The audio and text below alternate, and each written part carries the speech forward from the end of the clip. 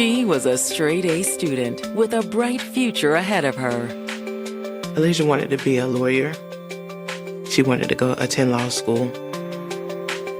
She was somebody who would always go the extra mile.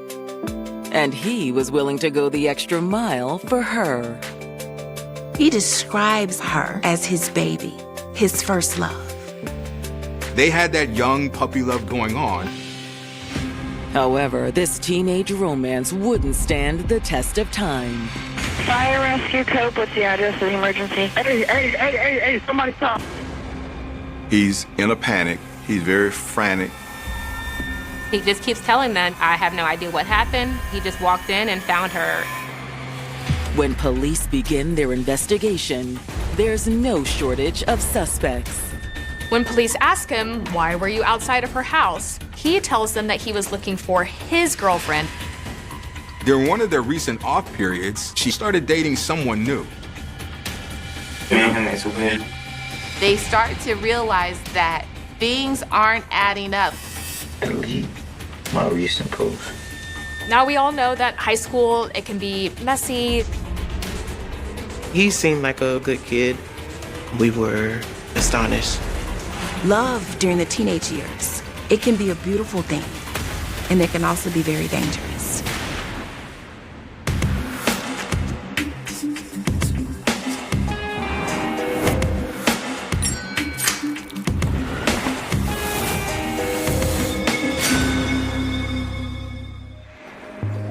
July 5th, 2019, Jacksonville, Florida. Summer vacation is in full swing in the Sunshine State's largest city. You will be hearing fireworks, celebrations going on for days before and after the 4th of July. Jacksonville is probably the biggest, smallest city that you'll ever see. Even though it is the largest city in the state, you do get that warm feeling that, you know, you are around people that make you feel like family. But around 1 p.m., a desperate 911 call comes in to the Jacksonville Sheriff's Office. Fire rescue Cope, what's the address of the emergency? Hey, somebody stop. The 911 caller begs for help. He's in a panic. He's very frantic. The operator has trouble understanding what he's saying because he's all over the place emotionally. Please, come on, please, right now, man. He had to be calmed down by the 911 dispatcher. Okay, we're getting help started. They're coming as fast as they can. Listen to me carefully. How old is she? No, she's 17. The caller eventually calms down enough to say that his name is Tremaine Robinson, and he's found his girlfriend, Alasia Poe, shot in her home. Okay, did somebody shoot her? Yes, ma'am. Okay, where is that person right now? I don't know. He says that he didn't see anything. He doesn't know who it was, that he just came back to the house and found her that way. He says that she is bleeding and he's clearly distraught. Is she awake at all? No. Okay, is she breathing? No. As first responders race to the scene, dispatch tries to guide Tremaine through life-saving efforts. Okay, what I need you to do is if you could get a clean, dry cloth or towel and place it down firmly. He then used his sweatshirt to apply pressure to the wound. But Tremaine's girlfriend is barely clinging to life. Will help arrive in time to save her. Right here, bro. She's back. Come on, bro. I need to do something, bro. Come on, bro. Come on, bro. Come on, bro. 17-year-old Alasia Poe was warm and inviting to everyone around her. She was absolutely gorgeous, just beautiful, had such a big smile, and she made everyone around her smile and laugh as well. Alasia, she was very popular. I'd go up to school and kids would just approach me and they're like, "Are you Alasia's mom?" And I'm like, "Yes." She just had a heart of gold and never met a stranger. Her family and friends described her as somebody who would always go the extra mile, as somebody who was always there for her friends and very polite. A rising senior with excellent grades, Alacia had big dreams for her future. Alacia wanted to be a lawyer. She wanted to go attend law school. She really enjoyed watching Law and Order. She was very into forensics and things of that nature. She always would tell family members, if you ever need any help, I'm going to law school, so I'll be able to, actually represent you. For someone that young to consider a career in law says that she's driven. She's already focusing on her future. She actually sees herself in a way, not just where she is, but where she knows she can be and what she can do to help others. To save up for college, Alacia got a job at a fast food restaurant. From the first day she started, her manager thanked me. They were like, she's so respectful. She even got Employee of the Month. I'm like, wow, she's really doing her thing. Alacia's boyfriend, Tremaine Robinson, secured a job alongside her. He was also an employee there. They started off just being friends, and then as time went on, that friendship blossomed into a teenage romance. Tremaine was also a high school student, but at a different school. So how'd you do on that test? Oh, nailed it. Tremaine Robinson was a straight-laced kid. He got straight A's in school. He received honor roll. Oh, our shift's about to start. We better go inside. You want the last fry? Oh, yes, please. They had that young puppy love going on, and they both had bright futures ahead of them. But now, Tremaine has just made a frantic 911 call, reporting Alacia has been shot. Right here, bro. She's back. Come on, bro. I need you to do something, bro. Come on, bro. Come on, bro. Come on, bro. It was hard to understand what had transpired because he seemed frantic. He just really wants emergency crews to come as soon as possible. When first responders arrive on the scene, they know time is of the essence. They found the victim in her bedroom, in her bed, suffering from one gunshot wound. Tremaine is visibly upset, as any 17-year-old would be in that situation. And he tells police, I have no idea what just happened to her. Obviously, the first responders' first priority is to try to see if they can save the victim's life. But they quickly realize it's too late. She was pronounced dead at the scene. Time of death, 1:13. This has officially become the scene of a homicide. Rising high school senior Alacia Poe had everything going for her. Alacia was a good student. She also was the Employee of the Month at a fast food restaurant. She was loved by all her friends and her family. Alacia's boyfriend, Tremaine Robinson, shared her ambition and dreams for a bright future. They had that young puppy love going on. But now Jacksonville police have responded to a frantic 911 call from Tremaine, who says he found Alacia shot to death inside her home. First responders try and save her, but it's too late. Time of death, 1:13. When they tell Tremaine that Alacia's dead, he becomes highly emotional. Tremaine just keeps telling them, I have no idea what happened, that he just walked in and found her in that position. Do you know where her parents are? I think they're at work.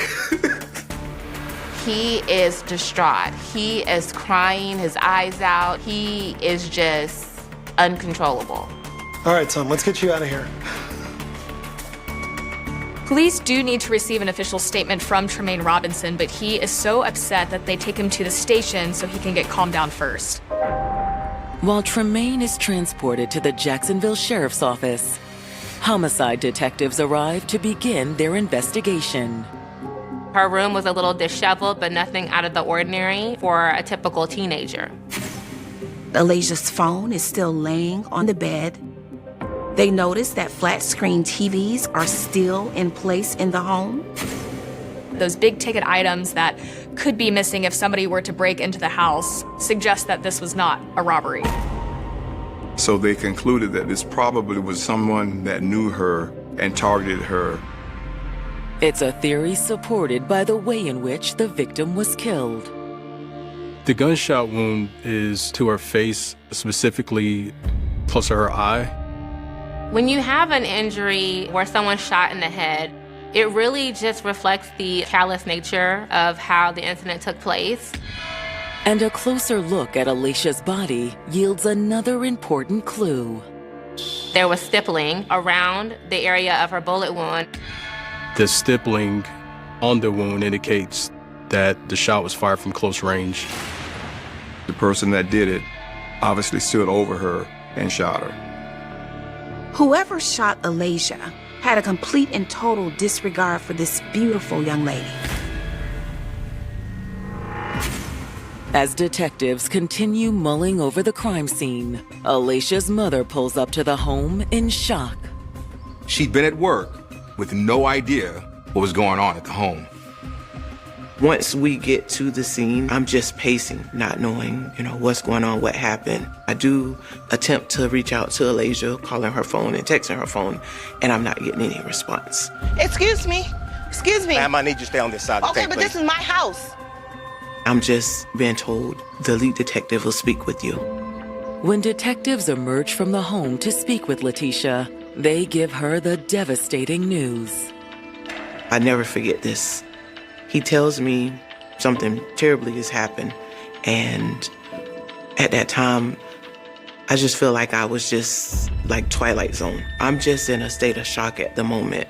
I'm sorry, ma'am. We're going to find out who did this. Do you know anyone who might want to harm your daughter? This can't be real. Alasia didn't have enemies. She was beloved by everyone. Everyone that had encountered her actually would attest to the good spirit that she had and carried with her. She was really, really, really an icon. Why would somebody want to kill Alasia? It just did not make sense. In their search for answers, detectives head back to the station to speak with Alicia's boyfriend. Are you Tremaine? Tremaine, I'm Detective Lee. I think you've already spoken to my partner here, Detective Gupton. All right. Yeah, I know this is really tough. It's a tough situation to be in for you, but I'm gonna do what I can to kind of get everything solved over here, okay? Tremaine still seems pretty distraught over what's transpired. Well, I don't know what's going on, bro. Like, that was my baby, bro. Like, what the... Detectives try to keep their emotional witness on course. All we need from you is to tell us, what you saw, what happened, all that stuff, okay? Tremaine echoes what he told officers earlier at the scene and says he didn't see anything or anyone suspicious before discovering his girlfriend in a pool of blood. Alasia! Alasia! He says that he just showed up and then immediately called 911 when he found her. Hey, somebody stop. How long have you known Alasia? For almost 3 years now. Like 9th grade, when we just getting into the summer, going into 10th grade, that's when me and Alasia started talking. Since 10th grade, that she was your boo thing? Yeah, like off and on, yeah.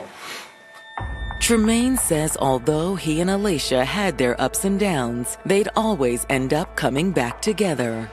Sometimes you break up, sometimes you're hot and heavy, sometimes you cool off a little bit. That tight, and right now, we getting back, like we cool. Tremaine explained that they had just recently started reconnecting. They were trying to spend more time together. Being on and off is pretty typical for teenage romances. When it comes to teenage relationships, it's challenging. Not only are they trying to figure out what's next, what is adult life going to be like, but they still have romantic interests. At the end of the day, they regarded each other as their first love. But detectives have to wonder, was Tremaine Alicia's only teenage romance? Does she have any other boyfriends? His answer piques their interest.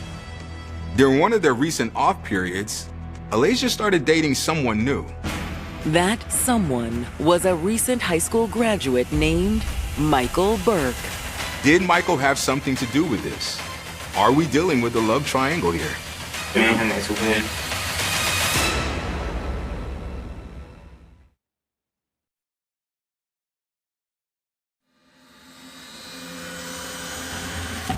In July of 2019, Jacksonville detectives investigating the death of 17-year-old Alicia Poe are sitting down with her on and off boyfriend, Tremaine Robinson. Tremaine had just admitted that during one of their off periods, Alicia started dating another young man by the name of Michael Burke. And according to Tremaine, he and Michael didn't get along. He know about me. I'm her boyfriend, I'm first love. Now we all know that high school, it can be messy. High schoolers, they like to date around, but jealousy can also be a very dangerous thing.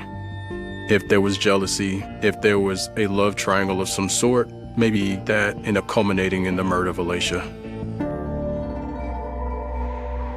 After speaking with Tremaine, detectives bring 19-year-old Michael Burke in for questioning.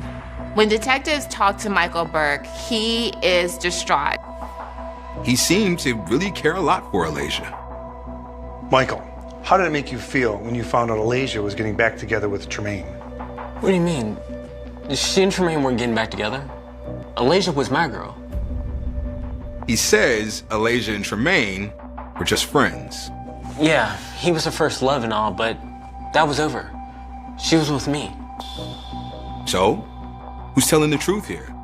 Both of these young men seem to be in love with Alicia. When's the last time you spoke with her? This morning. When they asked him to kind of, give a timeline, he told them that he remembered talking to her around 11 o'clock that morning for some time. Did anything seem off? No, not at all. Michael says they were chatting until Alicia told him her phone was dying and she had to go. As far as he could tell, nothing was out of the ordinary. Michael says that everything was fine. It was a typical day, it was a typical conversation. Michael insists he'd never hurt Alicia. Never. Never. Can you tell me where you were for the rest of the day? I was at home with my parents.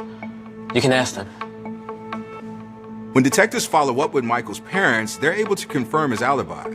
He was at home with them at the time Alicia was killed.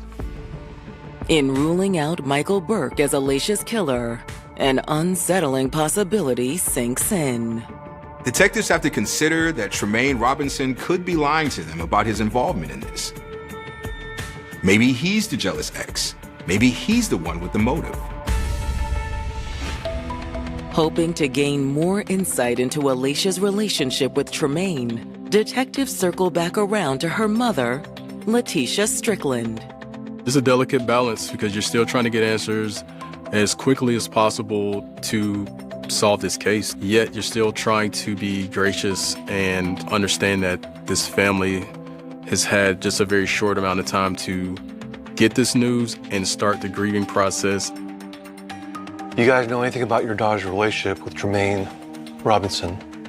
Well, I know that he'll always be her first love, but they've been broken up for some time now.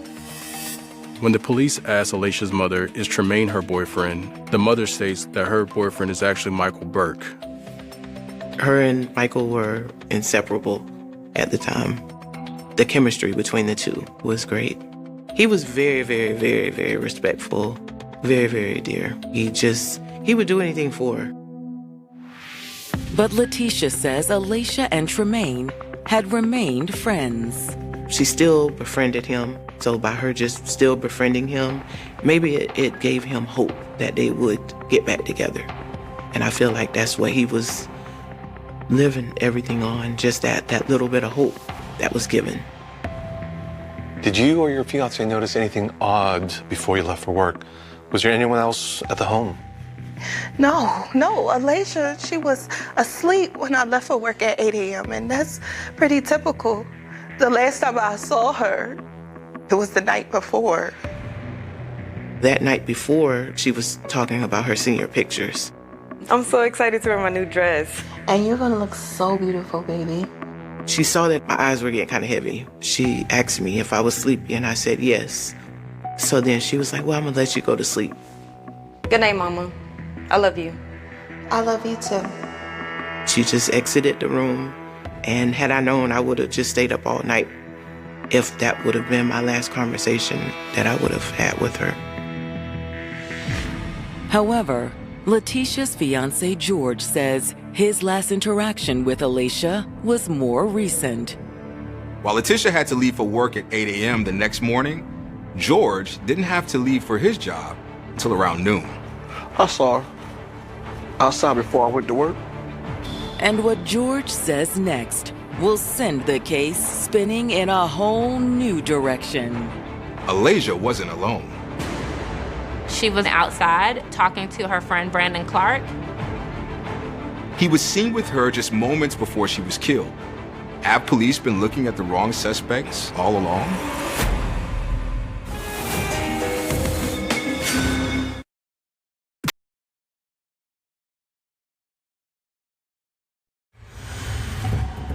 Jacksonville homicide detectives speaking with the parents of 17-year-old murder victim Alacia Poe have learned that she was seen with her friend Brandon Clark just minutes before her death.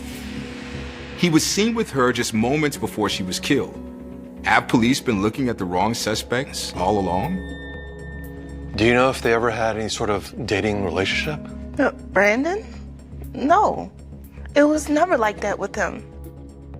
He's a good friend. They've known each other for a while. But is it possible Brandon wanted something more? After wrapping up their conversation with Alacia's family, detectives bring Brandon Clark in for questioning. When police speak with Brandon, he was very upset that he had lost his friend.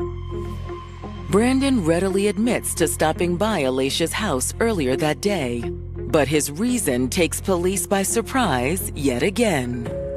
When police ask him, why were you outside of her house? He tells them that he was looking for his girlfriend.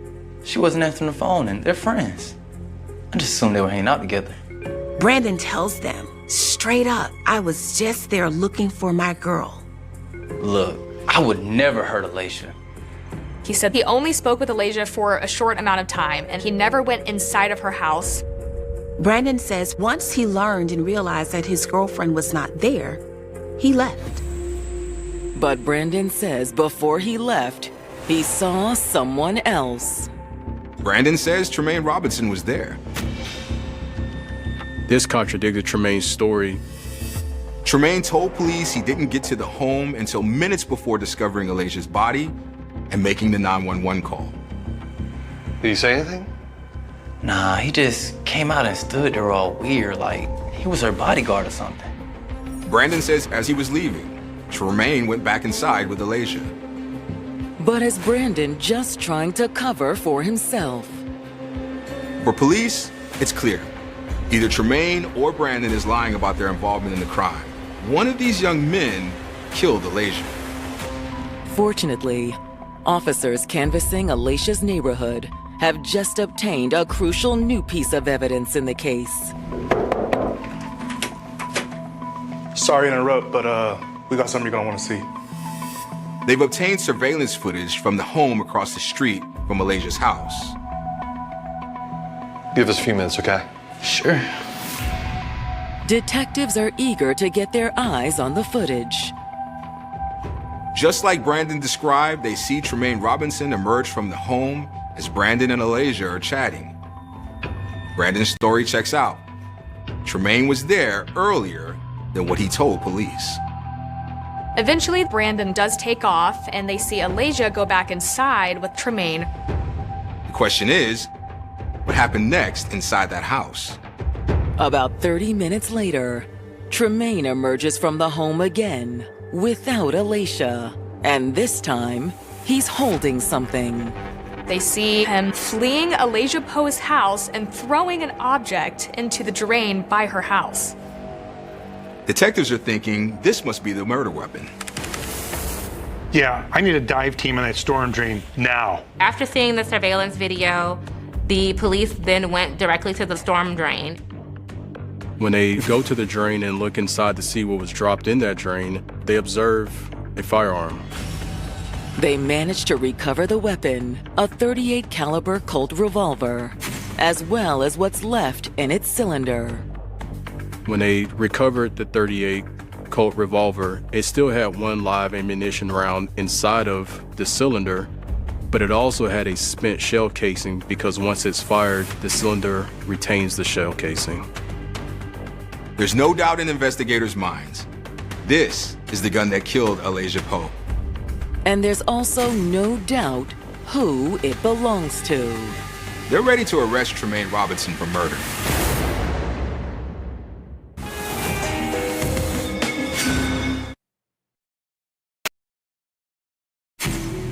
After locating the murder weapon and surveillance footage of him holding it, detectives are certain Tremaine Robinson is the person responsible for 17-year-old Alaysia Poe's murder.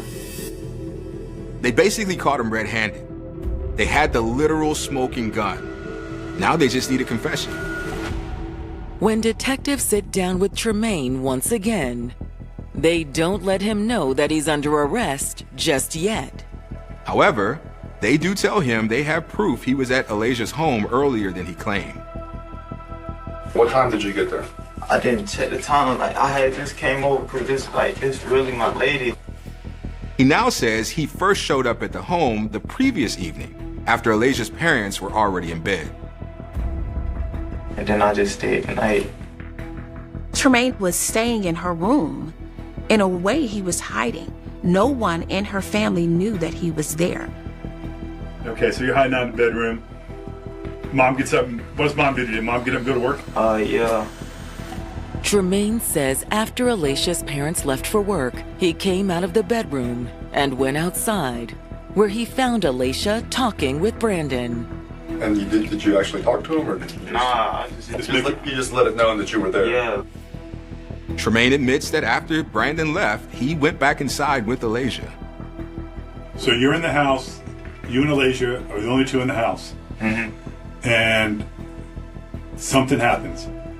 What happened? All I know is I want to go get some snacks. Go get snacks from where? A little stove. Tremaine tells the detectives he walked to a nearby convenience store to buy some snacks. Then he headed back to Alaysia's house where he dropped them off. So you came back from getting snacks, you go in the house, you put your snacks in the bedroom, Alaysia's there, alive. Yeah. But then Tremaine says he left the house again. He then decided that he was going to go down to the park and smoke some weed. Why not just go in the backyard and smoke? Cause it's nowhere to sit out there. And plus it's like open. Okay, so you went and smoked by the table. Tremaine says he was only gone for a few minutes before he walked back to Alaysia's house. And then come back in the house? What happened then? It was just chaos for me. Tremaine says when he came back, he found the door of the house open and found the victim lying in bed, shot.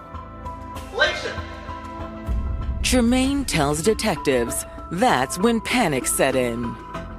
He saw her on the bed and she was bleeding from her head and he was hysterical. And he immediately called 911 and tried to, help stop the bleeding. Right here, bro. She said, come on, bro. I need to do something, bro. Come on, bro. Come on, bro. Come on, bro. Did you hear the gunshot? Yeah, I heard a gunshot because I was walking back. You're walking back, you hear the gunshot, you're walking back towards the house. Do you see anybody running out of the house? No. Tremaine is still adamant that he never laid eyes on the shooter and has no idea who did this. That's when the investigators decide to take a different approach. Just so we're on the same page, that's Alaysia, right? They showed him some pictures of her to try to see if that might, motivate him to tell them more about what happened. And when they showed him the pictures, he was very emotional. He became tearful and said that that was his baby. I know it's hard, man.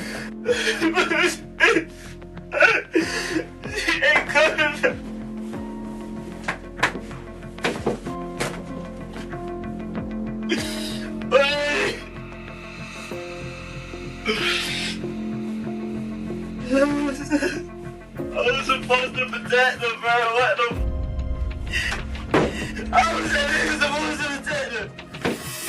Denial starts to come in. Those moments, I think there was still some parts of him that, in his young mind, was grasping the fact that she had died.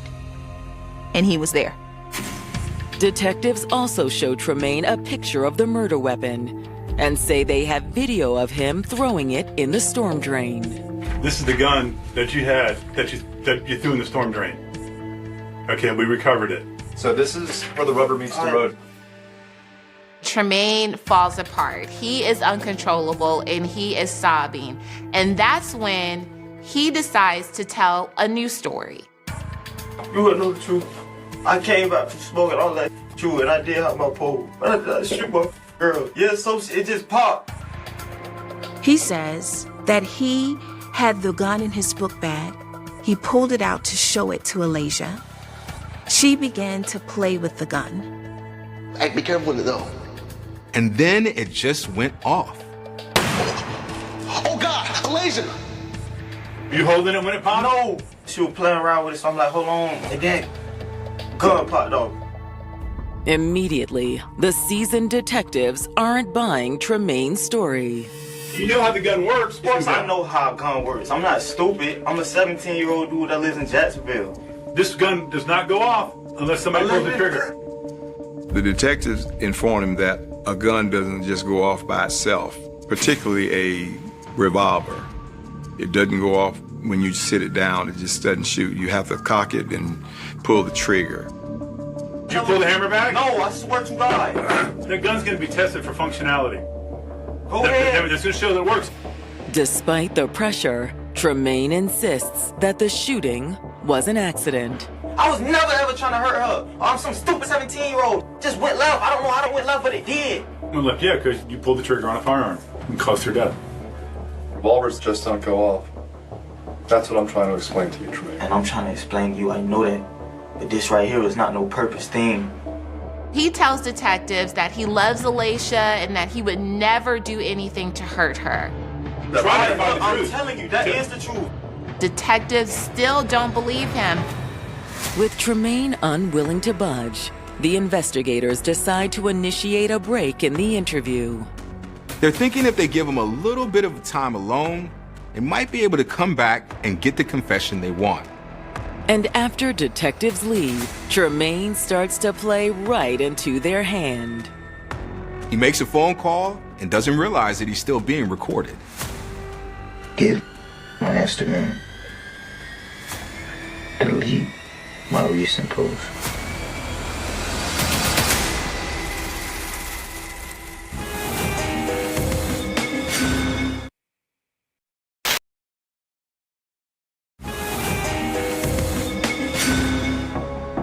Homicide detectives in Jacksonville, Florida, are questioning Tremaine Robinson, their main suspect in the shooting death of 17-year-old Alasia Poe.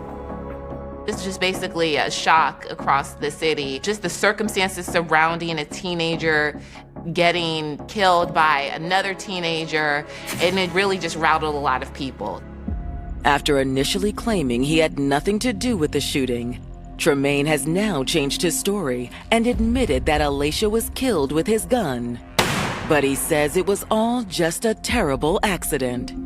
That's why you got rid of the gun? See them trying to flip this on me like You're trying to throw this on you, threw it on yourself. Yeah, especially when you took all that, started throwing it into the storm drain. Bro, do y'all realize I'm in panic mode? I don't know what to do.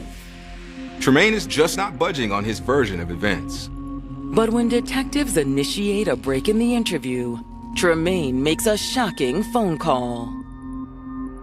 He calls a friend. He asks that friend if he would do him a favor. Give my Instagram. Delete my recent post. He tells the friend to go on his social media page and erase all of the photographs that he has there brandishing a weapon. Bro, I just don't know, bro. I don't know what I'm gonna do, bro. Cause like, but it's like, it might try to do a manslaughter. I don't know, bro. All I was thinking was, bro, please don't, like, keep beating, like, please. The niggas had put me through it, but they found it.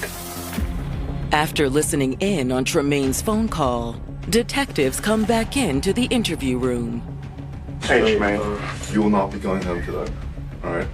You're going to be charged with second-degree murder. Second-degree murder? What you mean? Investigators decide to try Tremaine as an adult. Are you going to Fox Street, right? What is that? That's the grown people's jail or something? Yeah, you're going to grown people jail. I'm 17, bro. What you mean putting me in grown-up jail? Like, damn. When Alicia's family learns that Tremaine has been charged with her murder, they're stunned. I only saw him a couple of times, and he seemed like a good kid. We were just very astonished. Without a full confession from Tremaine, the motive in this crime remains a mystery. But investigators have their theory. On July 5th, after Brandon Clark left the home, Tremaine and Alasia got into an argument about their relationship. You know, they were off and on with their relationship, and Alicia was seeing someone else. That someone was 19-year-old Michael Burke. It's possible Tremaine overheard Alasia's call with her new boyfriend, Michael Burke, earlier that morning, but no one knows for sure. His jealous rage, his thoughts of the victim being with someone else prompted him to do the unthinkable. She had moved on. Obviously, he hadn't. I know deep down inside, this wasn't an accident. For that firearm to be fired, someone had to pull the trigger. With mounting evidence against him and a trial date quickly approaching, Tremaine faces the possibility of spending anywhere from 25 years to life in prison if he's convicted of second-degree murder. The reason they decide to charge Tremaine with second-degree murder rather than first-degree is because investigators believe he committed this crime in the heat of the moment. They don't believe it was a premeditated crime. Terrified by the prospect of spending the rest of his life behind bars, Tremaine decides to seek a plea deal. Instead of going to trial in this case, the prosecution and the defense entered a plea agreement. The prosecutors and the defense team for Tremaine agreed that Tremaine can plead to a lesser charge of manslaughter with the firearm. At his sentencing hearing in December 2023, prosecutors push for a 30-year prison term, but the judge is more lenient. The Youth Offender Act for Florida came into play, which says that he can receive a lesser sentence of incarceration based on his age. When I heard the judge stating youthful offense, I just fell back in my seat because I'm like, you have to be kidding me. Everything was written on the wall, and, of course, his attorney's going to push for that. But we're talking about someone that's right at being an adult, months away. So I feel like it should have just stayed as an adult and that not been considered at all. Taking into consideration Tremaine's young age and lack of criminal record, the judge sentences him to just 15 years in prison. Now, for Tremaine, we're sure that 15 years is a lot. For his family, it's a lot. But for those that have to live with Alasia's memory, 15 years is only a slap on the wrist. He will have a second chance at life, and the hope that you have is that you never see that person in a courtroom again. I was just in awe. I just couldn't believe it. I mean, why can't we just, get justice? Maybe there needs to be some changes to the system where it's not those loopholes. Because I just feel like that's a big loophole. At the end of the day, they lost a loved one at his hands. That kind of pain doesn't just fall off with years. I know people say time heals all things, but resentment can sit in. Fear that it could happen again could sit in. You're going to allow this person to come out, and then what if this happens to someone else? It shouldn't happen again. Alasia Poe's case is just one of those stories that sticks with you. It gets under your skin just because she was so young. She had her whole life ahead of her. Love during the teenage years, it can be a beautiful thing. And it can also be very dangerous. There still is a great level of immaturity. I think a lot of teenagers, they don't see the consequences until it's too late. Just always remember, everyone that, can say they're your friend, they're not always your friend. Don't use the word friend lightly, because there are people, they seem like they have good intentions, but they do not. Despite their grief, Alacia's family continues to cherish their memories of her loving spirit. She's still shining through her family and siblings and friends. I see kids and they have necklaces on with her picture on them. And, they never even know they would see me, and they just, they already have it on. And I'm like, wow, she was really incredible while she was here. The morning began with nothing that suggested history was about to fracture. A quiet rural road stretched through the rolling landscape of Queensville, Ontario, where fields, scattered farmhouses, and dense pockets of woodland gave the illusion that danger belonged somewhere else. Parents expected children to return home before supper. Neighbors recognized every passing car. Doors were often left unlocked. It was the kind of community where fear arrived only through newspaper headlines from distant cities. Then, on one October afternoon in 1984, 7-year-old Christine Jessup disappeared, and the peaceful certainty that had defined an entire region vanished with her. For 36 years, the question echoed through Canada with relentless persistence. What happened to the little girl who never came home? The answer would eventually emerge, but only after decades of heartbreak, controversy, scientific breakthroughs, and one of the most devastating miscarriages of justice the country had ever witnessed. Before investigators uncovered the truth, before DNA transformed the impossible into the undeniable, before a family finally received the explanation they had pursued for more than 3 decades, there was only silence, confusion, and the haunting image of a child walking toward a future she would never reach. Christine Jessup was 7 years old, energetic, curious, and known for the easy smile that friends and relatives remembered long after her disappearance. She lived with her family in Queensville, a small community north of Toronto where children still rode bicycles down quiet roads and explored fields without attracting concern. Her parents believed they were raising their children in a place where trust was as natural as breathing. No one imagined that an ordinary autumn afternoon would become one of the darkest chapters in Canadian criminal history. October 3rd, SIL 1984, began like countless other school days. The crisp air carried the unmistakable signs of fall. Leaves had begun changing color, creating brilliant shades of orange and crimson across the countryside. Christine attended school as usual before returning home during the afternoon. Nothing about her routine suggested anything extraordinary. She completed familiar tasks, spoke with family members, and prepared to run what should have been a simple errand. It was the kind of everyday responsibility countless children handled without incident. She left home intending to visit a nearby location only a short distance away. The journey should have taken minutes. She never arrived. At first, there was no panic. Children occasionally stopped to play with friends or wandered off to explore nearby woods. Minutes stretched into an hour. An hour became several. Family members began searching the roads themselves, calling her name into fields and tree lines that suddenly felt unfamiliar despite years of knowing every path. Concern rapidly transformed into fear. When evening approached without any sign of Christine, police were contacted, and a missing child investigation began. The response grew rapidly. Officers searched ditches, forests, abandoned buildings, drainage areas, and farmland surrounding Queensville.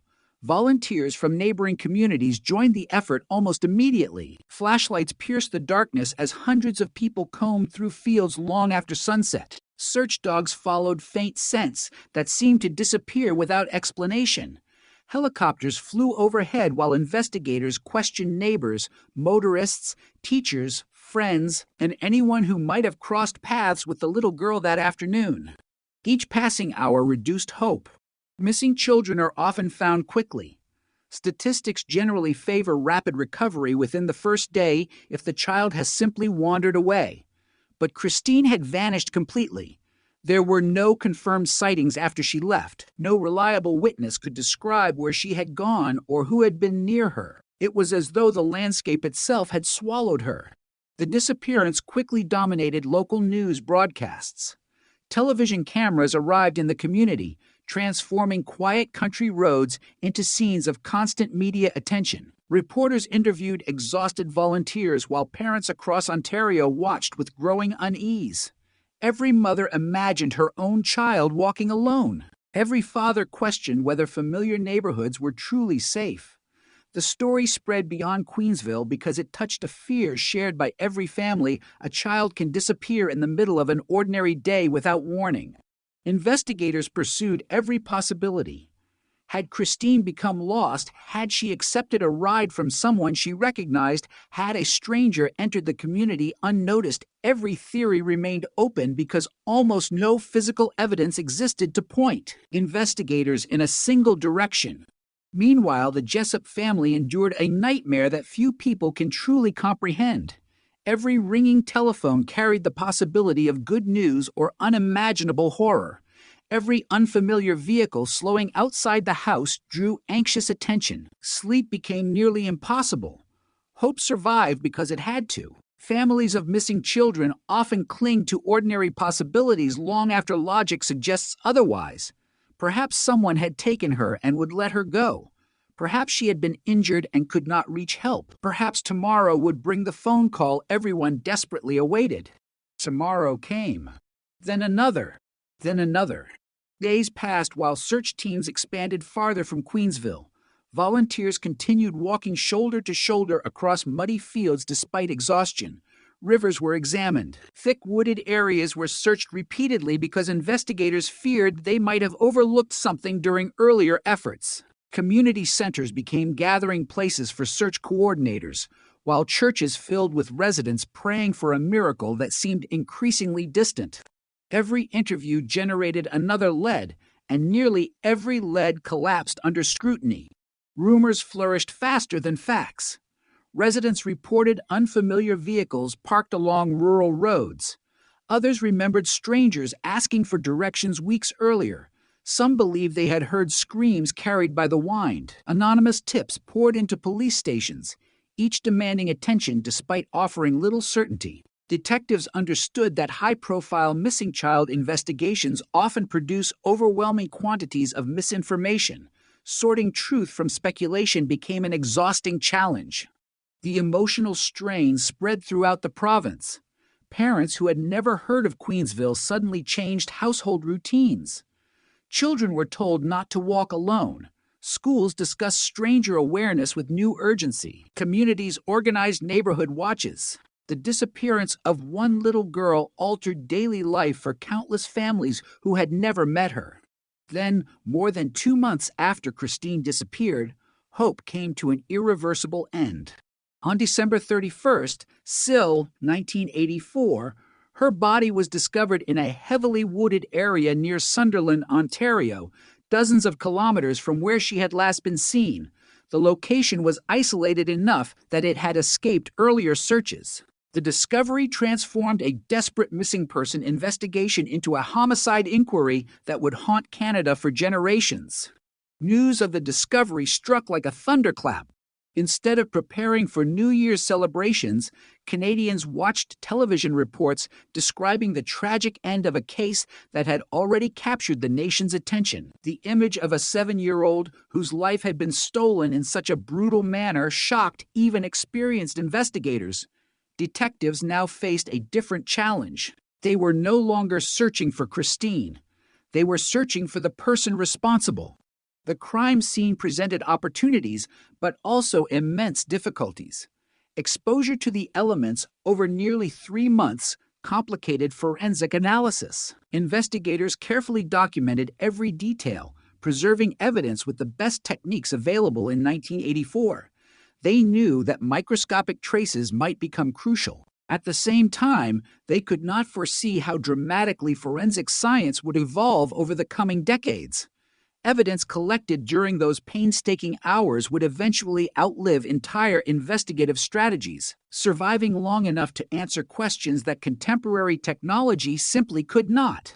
As the investigation intensified, pressure mounted from every direction. The public demanded answers. Political leaders expected progress.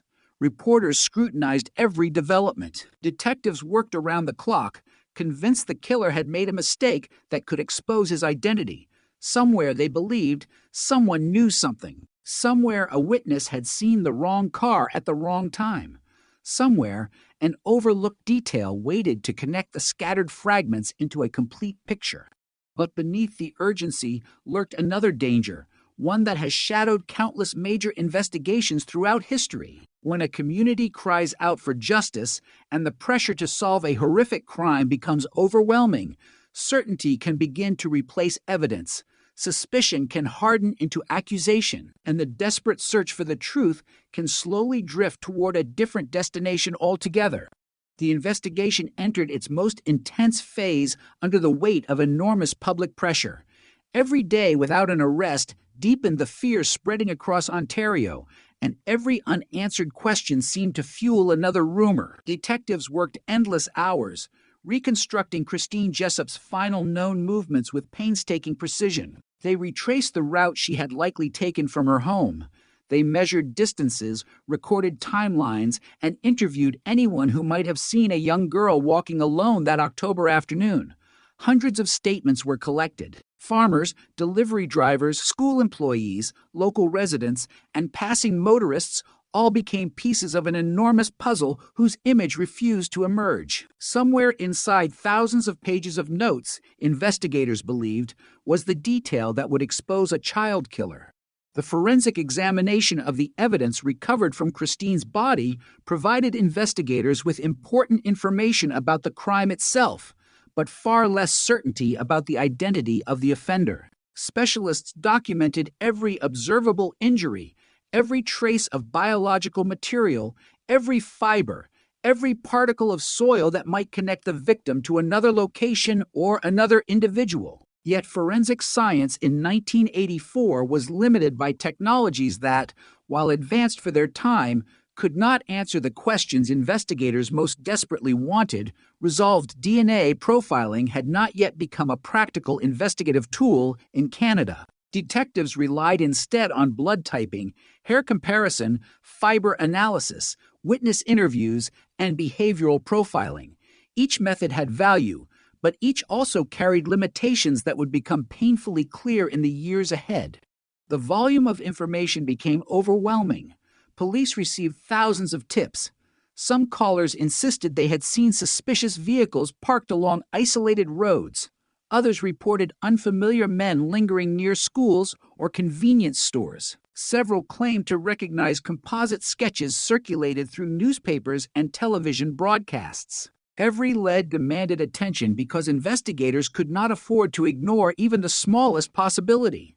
Most dissolved almost immediately. Witnesses changed their recollections after repeated questioning. License plate numbers proved inaccurate. Suspects established convincing alibis. What initially appeared significant often disappeared under closer examination. Behavioral analysts attempted to understand the person responsible. The crime suggested planning rather than spontaneous violence.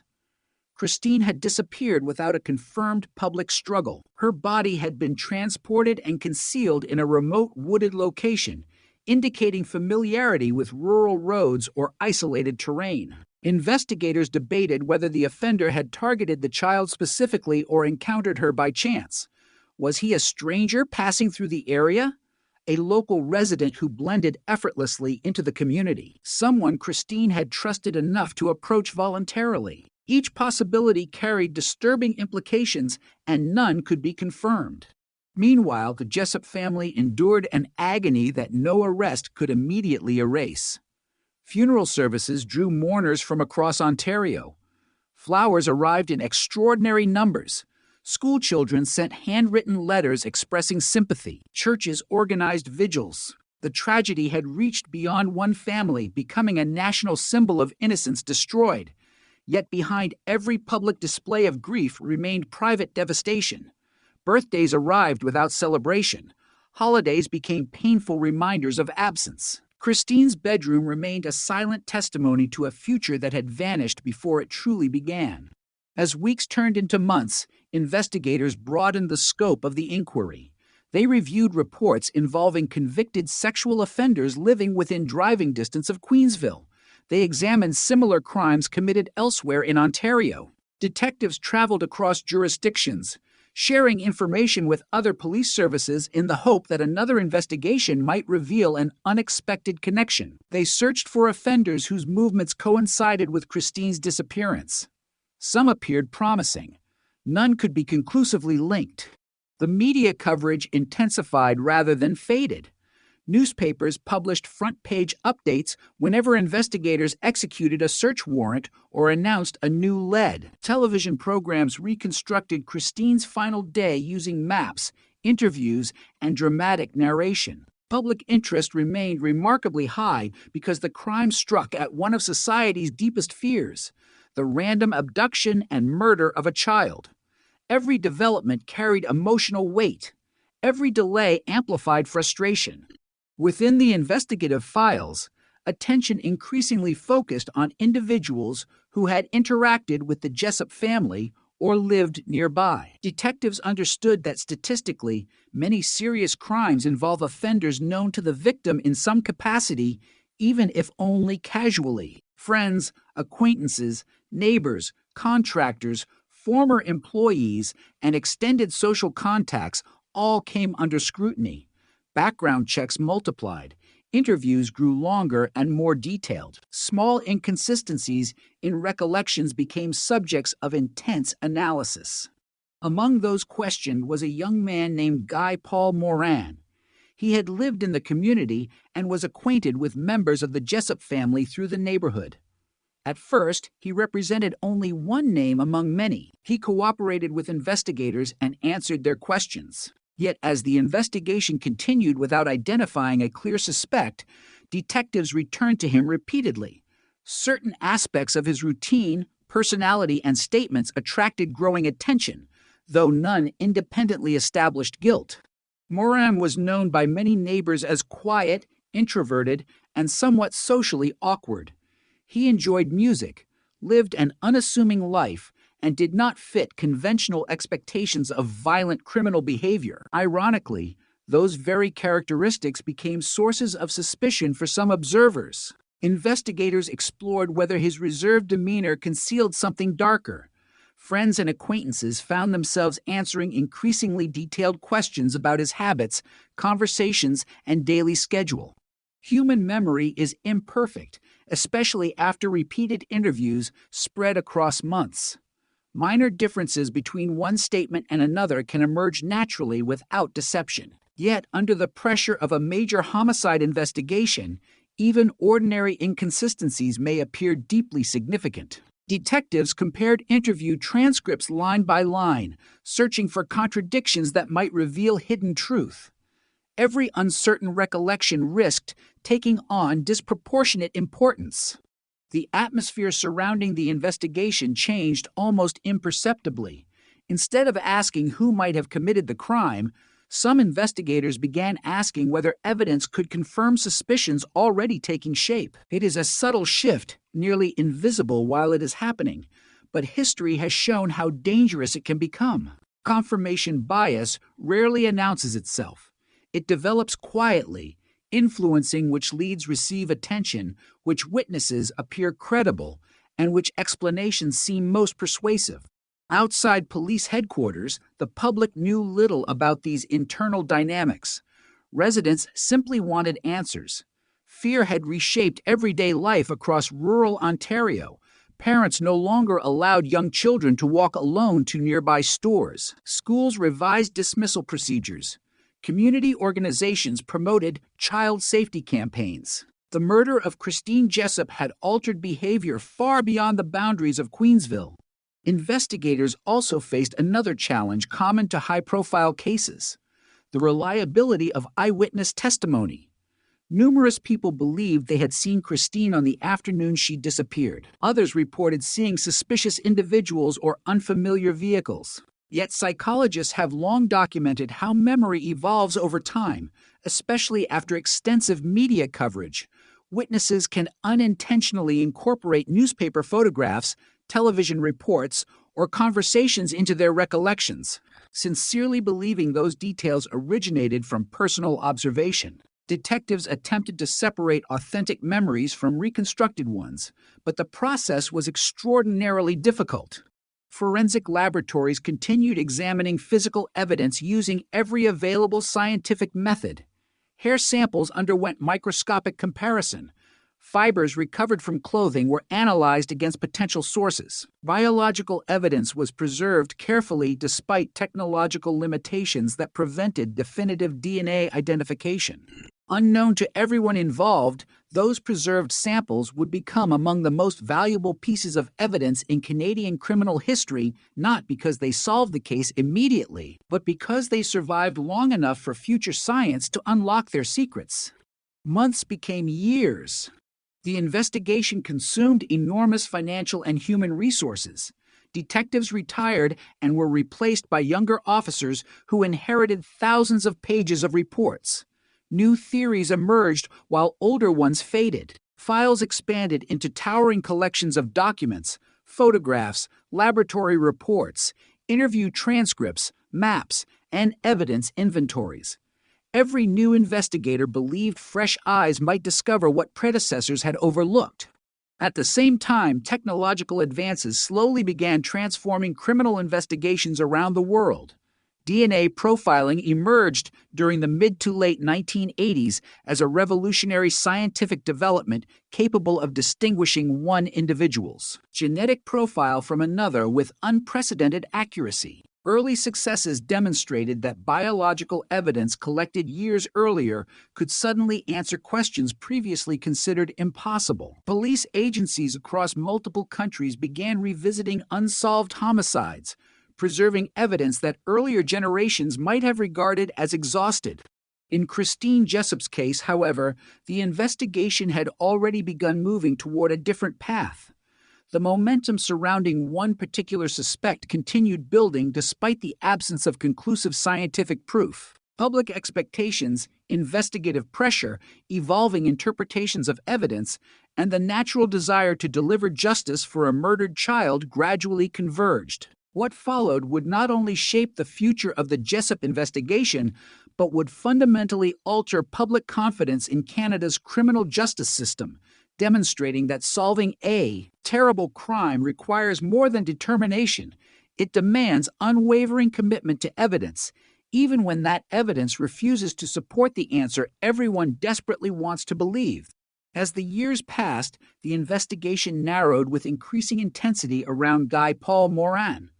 What had begun as routine interviews evolved into sustained scrutiny, and sustained scrutiny gradually hardened into suspicion. Detectives revisited every statement he had ever made, comparing interviews conducted months apart, examining ordinary inconsistencies through the lens of a homicide investigation that still lacked a definitive answer.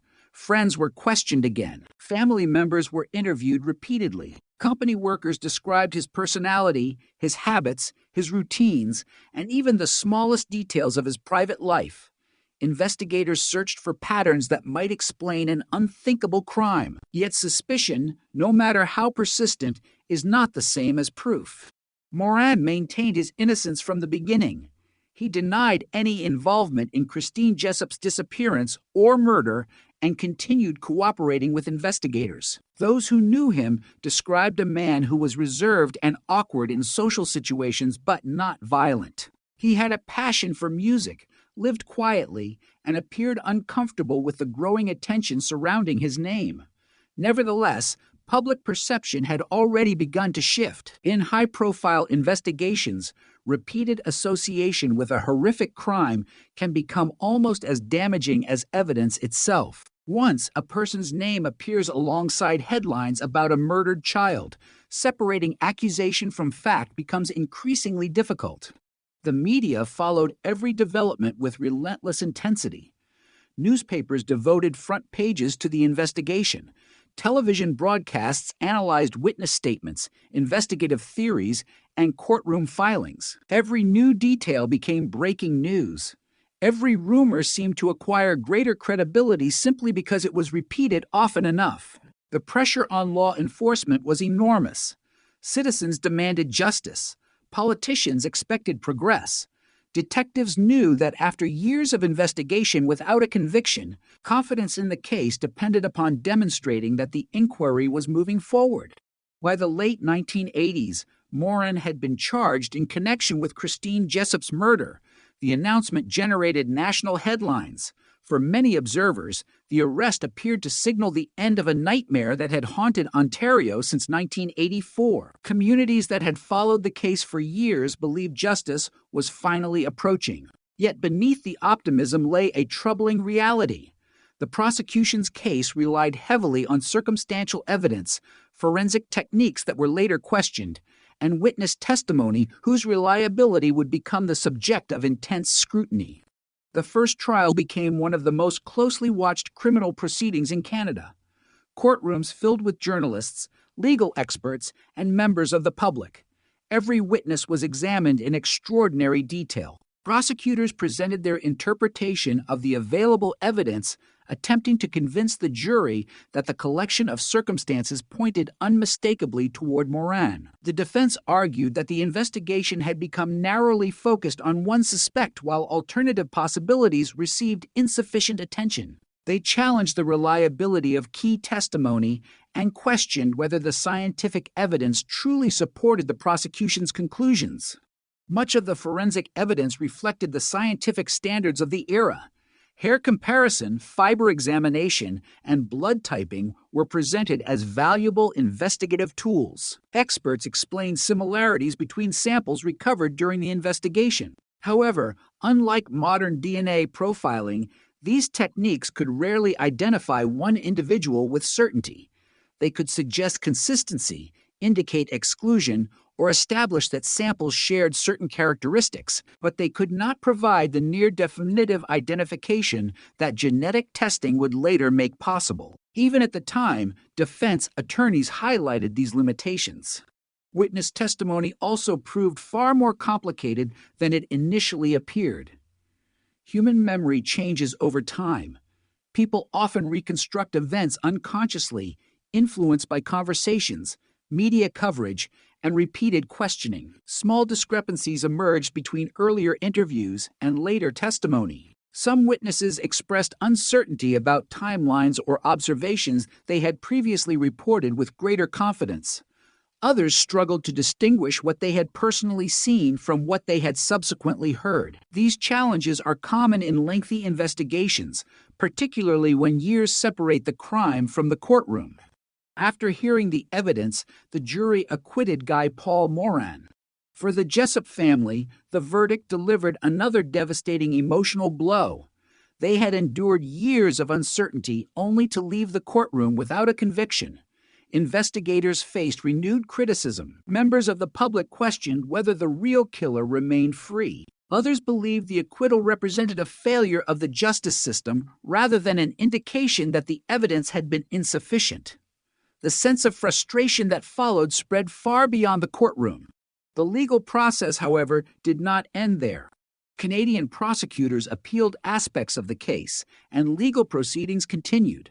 Eventually, Moran faced a second trial after appellate decisions allowed the prosecution another opportunity to present its case.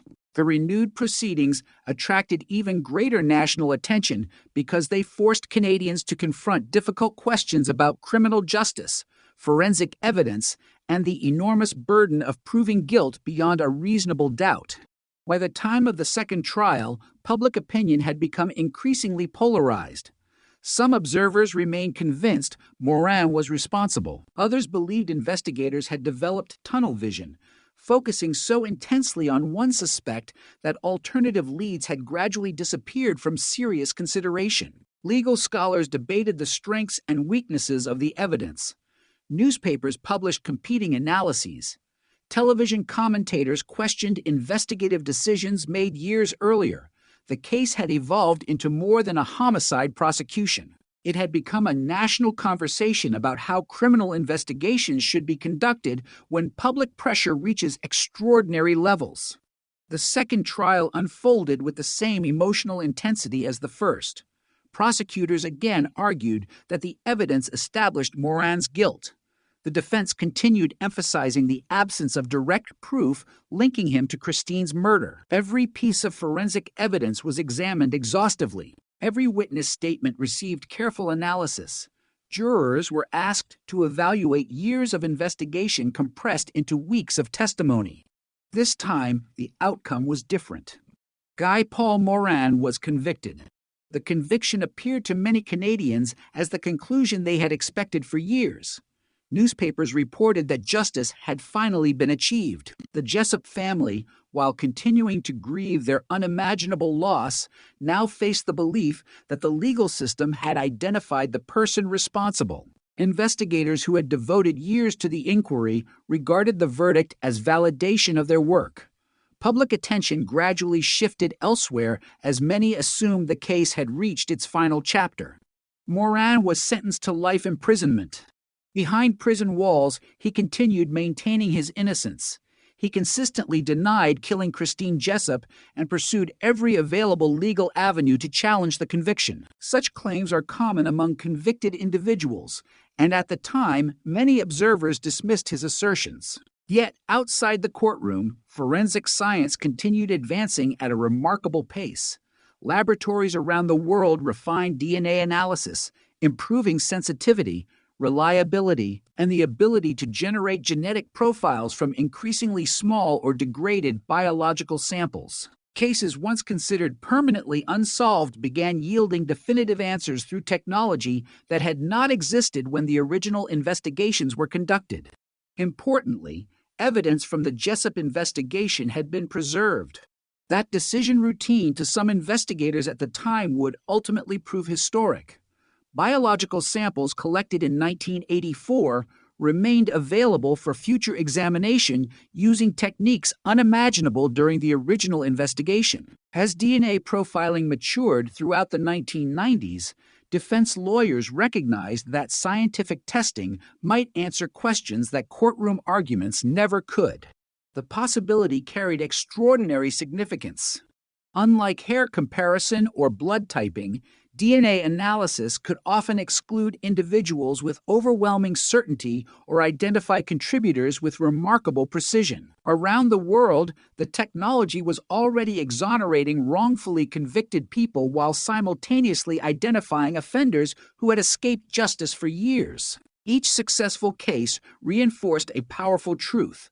Objective scientific evidence could reveal mistakes that sincere investigators, experienced prosecutors, expert witnesses, judges, and juries had failed to recognize. For Guy Paul Morin, that scientific revolution represented more than hope. It represented the first genuine opportunity for the evidence itself, not assumptions, not interpretations, not conflicting testimony, but the preserved biological evidence speak with a clarity unavailable during either of his trials. The answers hidden within those decades-old samples had remained silent since 1984, waiting for science to advance far enough to unlock them. When that moment finally arrived, the results would not simply challenge one conviction. They would expose one of the most profound miscarriages of justice in Canadian history and reopen the search for the person who had taken the life of 7-year-old Christine Jessup.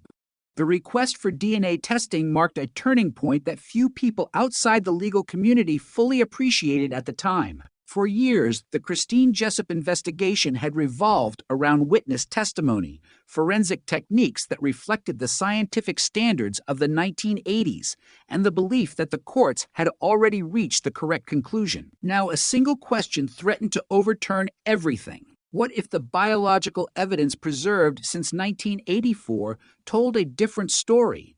Unlike memories that faded or opinions that evolved, DNA carried no emotion, no assumptions, and no desire to confirm an existing theory. It either matched or it did not. The samples collected during the original investigation had survived decades in secure storage. That fact alone proved invaluable. Evidence preservation has long been one of the most critical responsibilities in homicide investigations because scientific capabilities continue advancing long after a crime occurs. Detectives in 1984 could not have anticipated precisely how sophisticated DNA analysis would become. but the decision to retain biological evidence ensured that future investigators would possess opportunities unavailable to their predecessors. When forensic scientists finally examined the preserved material using modern DNA profiling, the results were immediate and devastating for the prosecution's case. The genetic profile obtained from the evidence did not match Guy Paul Morin. The exclusion was not ambiguous. It was not a matter of interpretation or competing expert opinions. The biological evidence that had remained silent throughout years of investigation now established that Morin could not be the source of the DNA recovered in connection with the crime.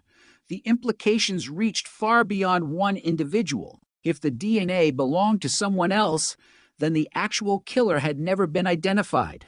News of the results spread rapidly through Canada's legal system before reaching the wider public. Prosecutors, defense lawyers, judges, and investigators immediately understood the extraordinary significance of the findings. A conviction that had once appeared secure now rested upon a foundation fundamentally contradicted by modern science. In 1995, Guy Paul Morin was officially acquitted. After years spent under suspicion, through 2 highly publicized trials and imprisonment for a crime he had consistently denied committing, he walked free. His exoneration represented one of the earliest and most influential examples in Canada of DNA evidence overturning a wrongful conviction. The emotional impact was impossible to measure. For Morin, freedom came after years that could never be returned. His reputation had been destroyed. His privacy had disappeared. His name had become permanently associated with one of Canada's most notorious child murder cases. Even after exoneration, rebuilding an ordinary life would prove extraordinarily difficult. Public memory often lingers on accusations far longer than on acquittals. For Christine Jessup's family, the revelation reopened wounds they had believed were finally beginning to heal. The realization that the wrong person had been convicted meant they were once again confronting the same unbearable truth they had faced. In 1984, Christine's real killer remained unidentified. Justice had not been delayed. It had never been achieved. The Canadian justice system also faced a profound crisis of confidence. How had so many experienced professionals reached the wrong conclusion? That question became the focus of intense public debate. Legal scholars, judges, prosecutors, defense attorneys, and police leaders examined every stage of the investigation. They sought to understand how a homicide inquiry conducted with genuine determination had nevertheless produced such a catastrophic outcome. The answer was not a single mistake. Instead, investigators and independent reviewers identified a series of interconnected failures. Some forensic techniques presented at trial were later recognized as less reliable than originally believed. Certain witness testimony had carried greater weight than the available evidence justified. Investigative focus had narrowed progressively toward one suspect, while alternative possibilities received diminishing attention. Each individual decision appeared understandable when viewed in isolation. Together, however, they created a chain of reasoning that ultimately pointed toward the wrong man. The Canadian government established a public inquiry to examine the circumstances surrounding Morin's wrongful conviction. Led by the Honorable Fred Kaufman, the inquiry became one of the most comprehensive examinations of investigative practices ever conducted in Canada. The hearings extended over many months. Witnesses included police officers, forensic experts, prosecutors, defense lawyers, judges, and specialists in criminal procedure. Thousands of documents were reviewed. Every significant decision made during the investigation and prosecution received detailed analysis. The objective was not merely to determine what had happened in one case, but to identify systemic weaknesses capable of producing similar injustices elsewhere. The findings proved deeply influential. The Kaufman inquiry concluded that wrongful convictions rarely result from one dramatic error. More often, they emerge through the accumulation of smaller mistakes, reinforced by confirmation bias, flawed assumptions, communication failures, and excessive confidence in evidence that later proves less reliable than originally believed. Confirmation bias received particular attention. Investigators had not intentionally ignored evidence. Rather, once suspicion focused strongly upon one individual, subsequent information was increasingly interpreted through that existing belief. Innocent explanations sometimes appeared suspicious because investigators already expected guilt. Leads inconsistent with prevailing theories risked receiving less attention. The inquiry emphasized that such cognitive bias can affect even experienced professionals acting in complete good faith. The lessons extended far beyond the Jessup investigation. Police services across Canada began reviewing investigative procedures. Greater emphasis was placed upon objective evidence, proper documentation of interviews, preservation of forensic material, disclosure obligations, and safeguards designed to reduce investigative tunnel vision. Training programs incorporated the findings into future homicide investigations, recognizing that preventing wrongful convictions protects not only innocent suspects, but also victims' families, because every mistaken prosecution allows the true offender to remain free. Meanwhile, advances in DNA technology continued transforming criminal investigations internationally.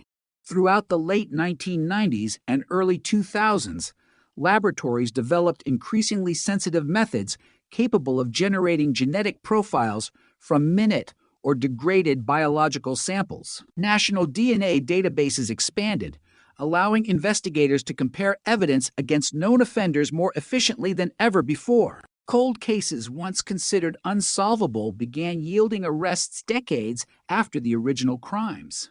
Despite these scientific revolutions, Christine Jessup's murder remained officially unsolved. The DNA profile recovered from the evidence excluded Moran, but it matched no one in Canada's criminal DNA database. Detectives had eliminated the wrong suspect, yet they still lacked the identity of the right one. Years continued passing. Investigators revisited witness statements collected in 1984.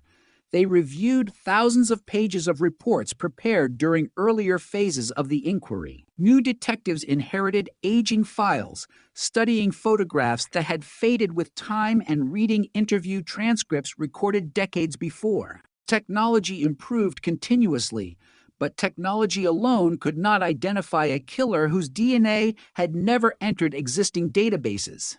The Jessup case gradually became one of Canada's most enduring cold cases. For Christine's family, every anniversary brought renewed sorrow.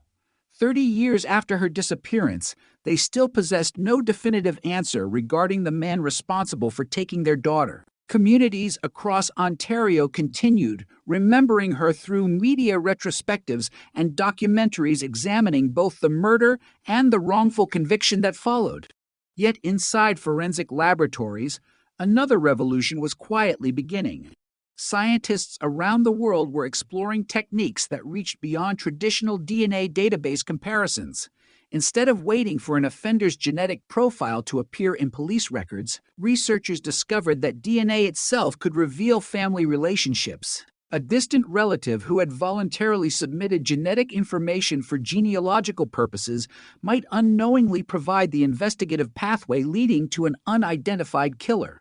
The concept initially sounded almost impossible. A murderer could remain absent from every criminal database, leave no confession, never attract police attention again, and still become identifiable through the genetic connections shared with relatives who had committed no crime whatsoever. For aging cold cases, the implications were extraordinary. Evidence preserved decades earlier no longer depended upon the offender making another mistake. Instead, the DNA itself had become a map one capable of guiding investigators backward through generations of family history until, eventually, only one name remained. Christine Jessup's case had already rewritten Canadian legal history once through DNA exoneration. Few people realized it was about to do so again, this time by demonstrating how an entirely new branch of forensic science could finally identify the man who had escaped justice for more than 3 decades. For decades, the investigation into Christine Jessup's murder existed in a strange state of suspension. It was neither active in the traditional sense nor forgotten. The case remained open, the evidence remained preserved, and detectives periodically returned to the files, hoping that some overlooked detail or new forensic technique might finally break the silence. Every anniversary brought renewed media attention. Newspapers revisited the tragedy. Television documentaries examined the wrongful conviction of Guy Paul Morin and the unanswered question that still haunted Canada. Yet, despite advances in forensic science, the identity of Christine's killer remained hidden behind a DNA profile that matched no one in existing law enforcement databases. The passage of time changed nearly everything around the investigation. Detectives retired. Prosecutors left public service. Witnesses moved away, aged, or died. Memories that had once seemed vivid became uncertain. Rural roads where volunteers had searched in 1984 were transformed by new construction, changing traffic patterns and expanding communities. Children who had grown up watching news reports about Christine Jessup became adults with families of their own. For many Canadians, the case became more than a criminal investigation. It became a symbol of two parallel tragedies: the murder of a 7-year-old girl and the wrongful conviction of an innocent man. Within the forensic community, however, optimism slowly returned. By the early 21st century, DNA science had progressed far beyond the capabilities available during the original investigation or even during Morin's exoneration. Laboratories could generate increasingly complete genetic profiles from aging biological evidence. Analysts developed sophisticated methods for recovering DNA from samples once considered too degraded for meaningful examination. Equally important, researchers began exploring investigative strategies that no detective in 1984 could have imagined. Traditional DNA databases depended upon direct matches. If an offender had never submitted a DNA sample through a criminal investigation or conviction, the comparison produced nothing. Countless violent offenders therefore remained invisible despite leaving biological evidence at crime scenes. Genetic genealogy introduced an entirely different approach. Instead of asking whether the DNA belonged to someone already known to police, investigators asked whether the DNA shared measurable genetic relationships with people whose ancestry information existed in public or legally accessible genealogical databases. Even distant relatives could provide clues: third cousins, fourth cousins, individuals separated by generations but connected through inherited segments of DNA. Each match represented another branch on an enormous family tree. The process was extraordinarily demanding. Professional genealogists examined historical records, census documents, birth certificates, marriage registrations, military records, immigration files, obituaries, newspaper archives, cemetery records, and countless other public sources. Families expanded across generations, creating hundreds or even thousands of potential descendants. Investigators gradually eliminated individuals based upon age, geography, opportunity, and other known facts surrounding the crime. The work resembled historical research as much as criminal investigation. Patience became as important as technology. The method had already demonstrated remarkable success elsewhere. Cold cases that had remained unsolved for decades suddenly produced viable suspects after investigators reconstructed extensive family histories from partial DNA matches. Criminals who believed time had erased their crimes discovered that science had found another path toward the truth. Canadian investigators watched these developments carefully. Christine Jessup's murder presented exactly the type of case that might benefit from genetic genealogy. The preserved DNA profile was suitable for advanced analysis. The crime had remained unsolved despite exhaustive traditional investigation. Most importantly, biological evidence collected in 1984 still existed in sufficient condition for modern testing. The challenge, however, extended beyond science. Genetic genealogy raised significant legal and ethical questions.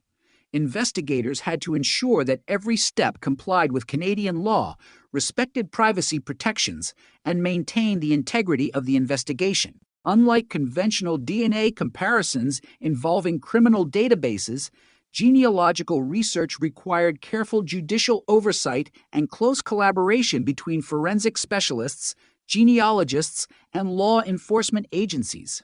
As these methods matured, investigators quietly reopened aspects of the Jessup investigation. The renewed inquiry attracted little public attention. Detectives understood that premature publicity could compromise sensitive investigative work. Unlike earlier years, dominated by press conferences and widespread speculation, this phase proceeded largely behind closed doors. There were no dramatic announcements, no public declarations of imminent breakthroughs. Instead, specialists spent countless hours examining genetic information, historical records, and family relationships with extraordinary precision. The DNA recovered from Christine's murder scene became the centerpiece of the investigation once again. Forensic scientists generated the most complete genetic profile possible using current technology. Genealogists then began tracing distant familial connections. The work required remarkable persistence. A single DNA match rarely identifies one individual directly. Instead, it points toward extended family networks that may include hundreds of descendants spread across multiple provinces, states, or even countries. Every branch required careful examination. Slowly, patterns emerged. Certain family lines appeared increasingly relevant based upon geography and timelines. Researchers reconstructed family trees extending backward through generations before working forward again toward individuals who had lived during the autumn of 1984. They examined where family members resided, their ages, employment histories, and known movements. One by one, potential candidates were eliminated. Unlike fictional detective stories, breakthroughs rarely arrive in dramatic moments. There was no sudden confession. No anonymous telephone call, no forgotten witness appearing at the last possible moment. Instead, progress resulted from thousands of small analytical decisions made over months of meticulous research. Every birth record verified another relationship. Every marriage certificate confirmed another family connection. Every obituary revealed another generation. Investigators assembled fragments of ordinary historical documents until an extraordinary picture gradually came into focus. Eventually, one name attracted increasing attention. The individual had never been charged with Christine's murder. He had never stood trial. He had never publicly occupied the center of the investigation in the way Guy Paul Morin once had. Yet, as genealogical research continued, the available evidence increasingly pointed toward him. Investigators proceeded cautiously. The lessons learned from the wrongful conviction decades earlier remained impossible to ignore. Assumptions would not be permitted to replace evidence again. Every conclusion required independent verification. Detectives sought corroborating information beyond the genetic analysis itself, reviewing historical records to determine whether the individual could realistically have committed the crime based upon location, opportunity, and known circumstances. The inquiry unfolded with a level of discipline shaped directly by past mistakes. Evidence first, theory second, not the reverse. That philosophy represented perhaps the most enduring legacy of the Kaufman inquiry and Guy Paul Morin's exoneration. Detectives understood that identifying the wrong suspect again would inflict another devastating injustice upon everyone connected to the case. As the investigation advanced, another significant fact emerged. The man drawing investigators' attention had died years earlier. This discovery fundamentally altered the nature of the inquiry. There would be no interrogation, no arrest, and no criminal trial. If the evidence ultimately established his responsibility, the conclusion would rest entirely upon forensic science, documentary evidence, and investigative analysis rather than courtroom testimony. For Christine's family, the possibility created conflicting emotions. After decades without answers, identifying the killer could finally explain what had happened to their daughter. At the same time, the death of the suspect meant there would never be a public prosecution, never a jury verdict, never an opportunity to confront the man believed responsible. Investigators nevertheless continued. The objective remained unchanged: to establish the truth. Because after 36 years, the case no longer belonged solely to history. It belonged to science, to justice, and to a little girl whose name had become one of Canada's most enduring reminders that while time can conceal the truth, it does not erase it. Somewhere within decades-old evidence preserved with remarkable care, the final pieces were aligning, and for the first time since that autumn afternoon in 1984, detectives could see the outline of an answer that had remained hidden across an entire generation. The investigation reached its decisive stage with extraordinary caution. Detectives understood they were approaching one of the most significant moments in the history of the case, but they also carried the weight of every mistake that had come before. The wrongful conviction of Guy Paul Morin had permanently changed the culture surrounding the Jessup investigation.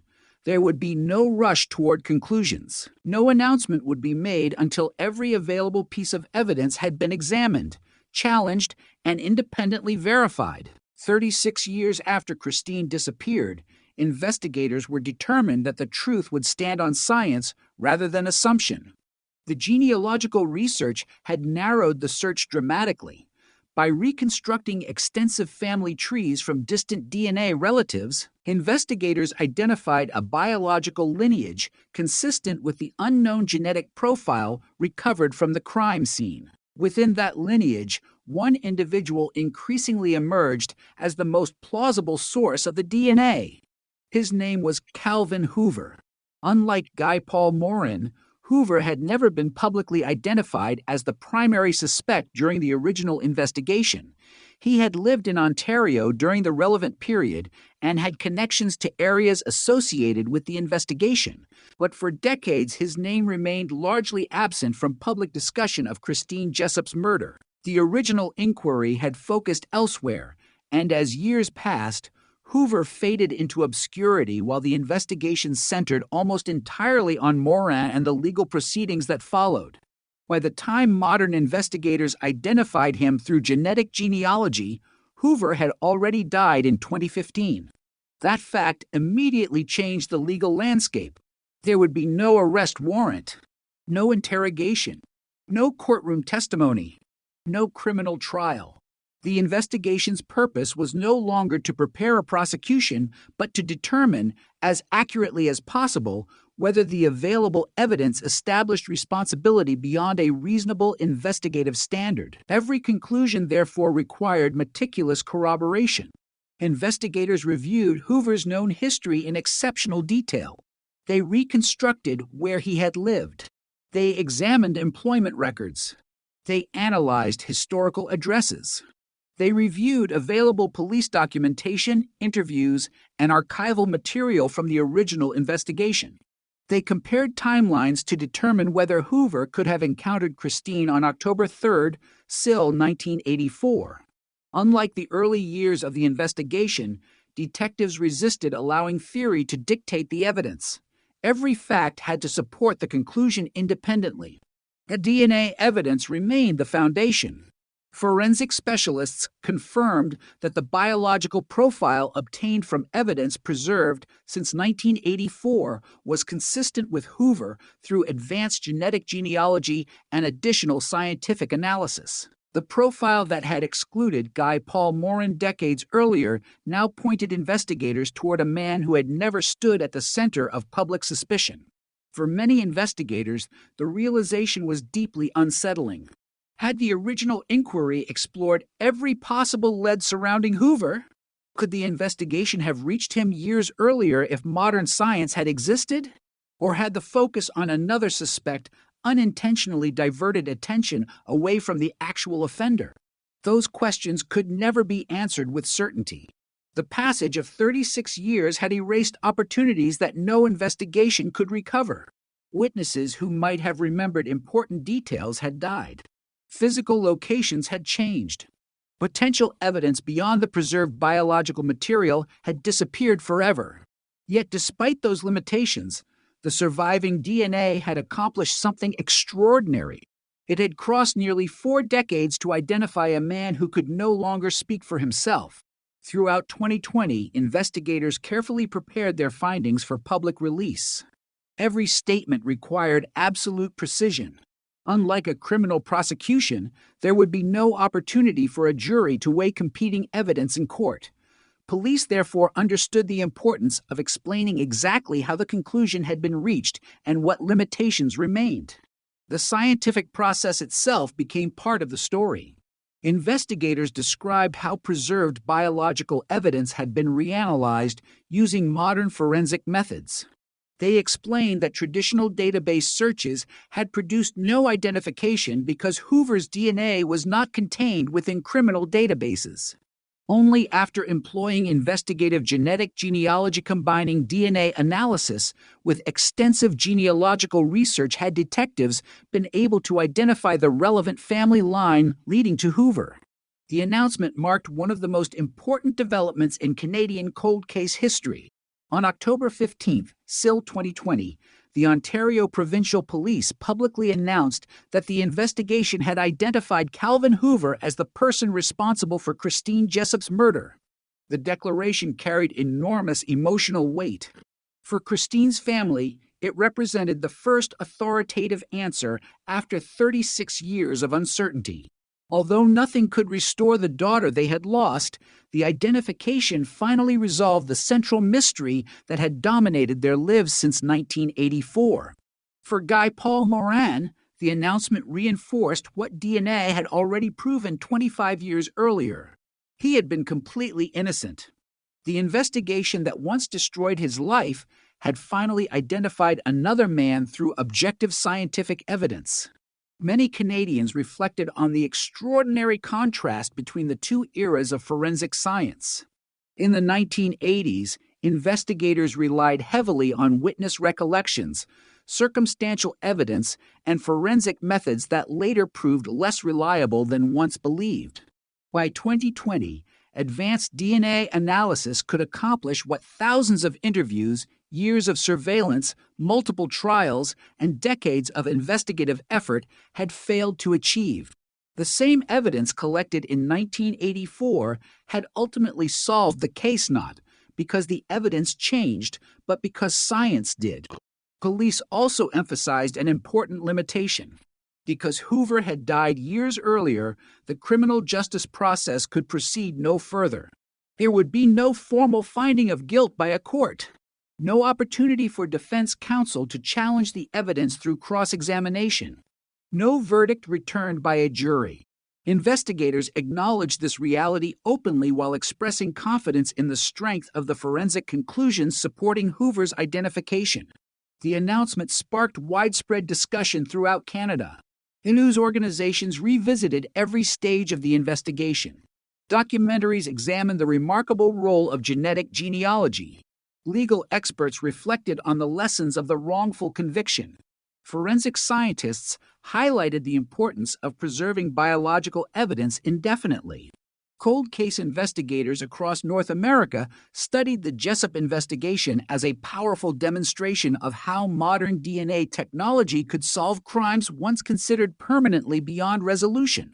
For younger investigators entering homicide units, the case became essential reading. Not because it demonstrated flawless police work. Quite the opposite. It illustrated both the dangers of investigative tunnel vision and the extraordinary value of scientific humility. Evidence must remain stronger than assumptions. Every alternative theory deserves genuine consideration.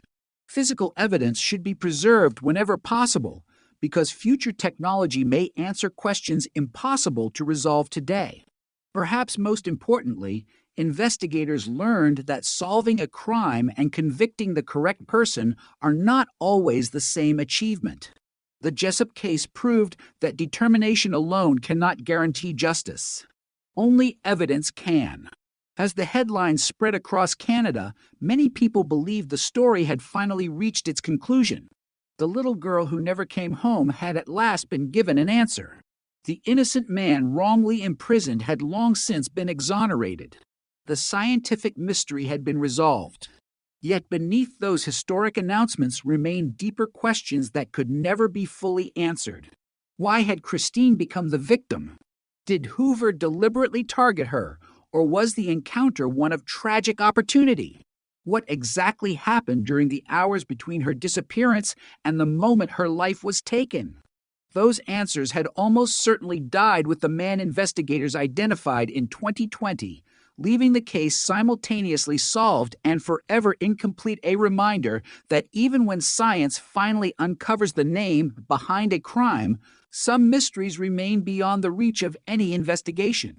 The announcement by the Ontario Provincial Police brought a sense of resolution that had been absent for more than 3.5 decades, but it did not erase the painful complexity of the case. Instead, it forced Canadians to confront two truths at the same time. The first was that Christine Jessup's killer had finally been identified through modern forensic science. The second was that an innocent man had spent years under suspicion, endured to criminal trials, served time in prison, and watched his life unravel because the original investigation had gone terribly wrong. These realities could not be separated. They were permanently intertwined, forming one of the most consequential criminal investigations in Canadian history. For Christine's family, the identification of Calvin Hoover ended the uncertainty surrounding the central question that had haunted them since October 1984. For 36 years, every possibility had remained open. Every anniversary had revived hope that the next breakthrough might finally reveal who had taken their daughter. That uncertainty had become part of daily life. Even after Guy Paul Morin's exoneration in 1995, the investigation had returned to its original state. No one knew who the killer was. The announcement in 2020 changed that forever. Yet closure is rarely as simple as headlines suggest.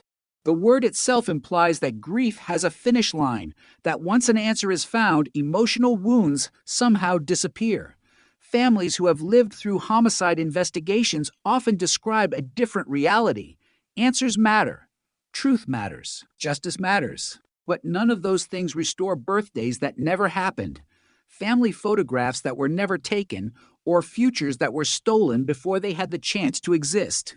Christine would always remain 7 years old. No scientific breakthrough could change that. No investigative success could rewrite the autumn afternoon when she vanished. The identification of her killer explained who was responsible. It could never explain why such a crime occurred in the first place. For Guy Paul Morin, the announcement carried another kind of significance. Although he had been officially exonerated decades earlier, public memory often moves more slowly than legal decisions. Many people still associated his name with the murder because the accusation itself had received overwhelming media attention. His acquittal and later exoneration, while equally important, never generated the same lasting public impression. The identification of another man through DNA provided the strongest possible confirmation that Morin had told the truth from the very beginning. He had not merely benefited from a legal technicality.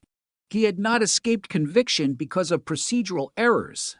The biological evidence excluded him and pointed elsewhere. His innocence rested upon objective forensic science rather than courtroom strategy. That distinction became enormously important in the historical understanding of the case. Legal scholars frequently cite the Jessup investigation when discussing the difference between acquittal and factual innocence. An acquittal simply means the prosecution has failed to prove guilt beyond a reasonable doubt. Exoneration through definitive DNA evidence goes further. It establishes that the convicted individual was not the source of the biological evidence connected to the crime. The impact extended far beyond one wrongful conviction. Police agencies throughout Canada reviewed investigative practices with renewed urgency. Training programs increasingly emphasized cognitive bias. Investigators learned to recognize the danger of forming early conclusions before sufficient evidence existed. Supervisors encouraged the active testing of competing theories rather than allowing one narrative to dominate an investigation unchecked. The objective was not to eliminate human judgment, that would be impossible, but to ensure that judgment remained firmly anchored to verifiable evidence. The Jessup investigation also transformed attitudes toward forensic preservation. Evidence once considered routine became invaluable decades later. Every biological sample, every carefully documented chain of custody, every properly stored exhibit acquired new importance. Future detectives understood that scientific capabilities would continue advancing long after their own investigations concluded. What appeared impossible today might become routine 20 years later. That lesson has influenced countless homicide investigations across Canada and beyond. Cold case units adopted increasingly meticulous evidence retention policies because of cases exactly like Christine Jessup's. A degraded biological sample stored in an evidence locker might one day identify a killer. A fingerprint overlooked by older technology might become identifiable through improved imaging techniques. A tiny fragment of DNA invisible to previous generations of scientists could ultimately solve a crime thought lost forever. The Jessup investigation became one of the clearest demonstrations of why patience can be as important as persistence. Time had not destroyed the truth. Time had simply waited for science to catch up. The case also accelerated public awareness of investigative genetic genealogy. Before the late 2010s, relatively few people outside forensic science had heard the term. Following several internationally significant cold case identifications, including Christine Jessup's, the method became widely recognized as one of the most important developments in modern criminal investigation. Its effectiveness rests upon a simple but powerful principle. Every person inherits DNA from previous generations. Those inherited patterns create measurable relationships extending across entire family trees. Even when an offender never submits DNA to police, distant relatives may unknowingly provide investigators with enough genetic information to reconstruct the biological pathway leading toward identification. The process requires extraordinary expertise. It is not a computer automatically producing a suspect's name.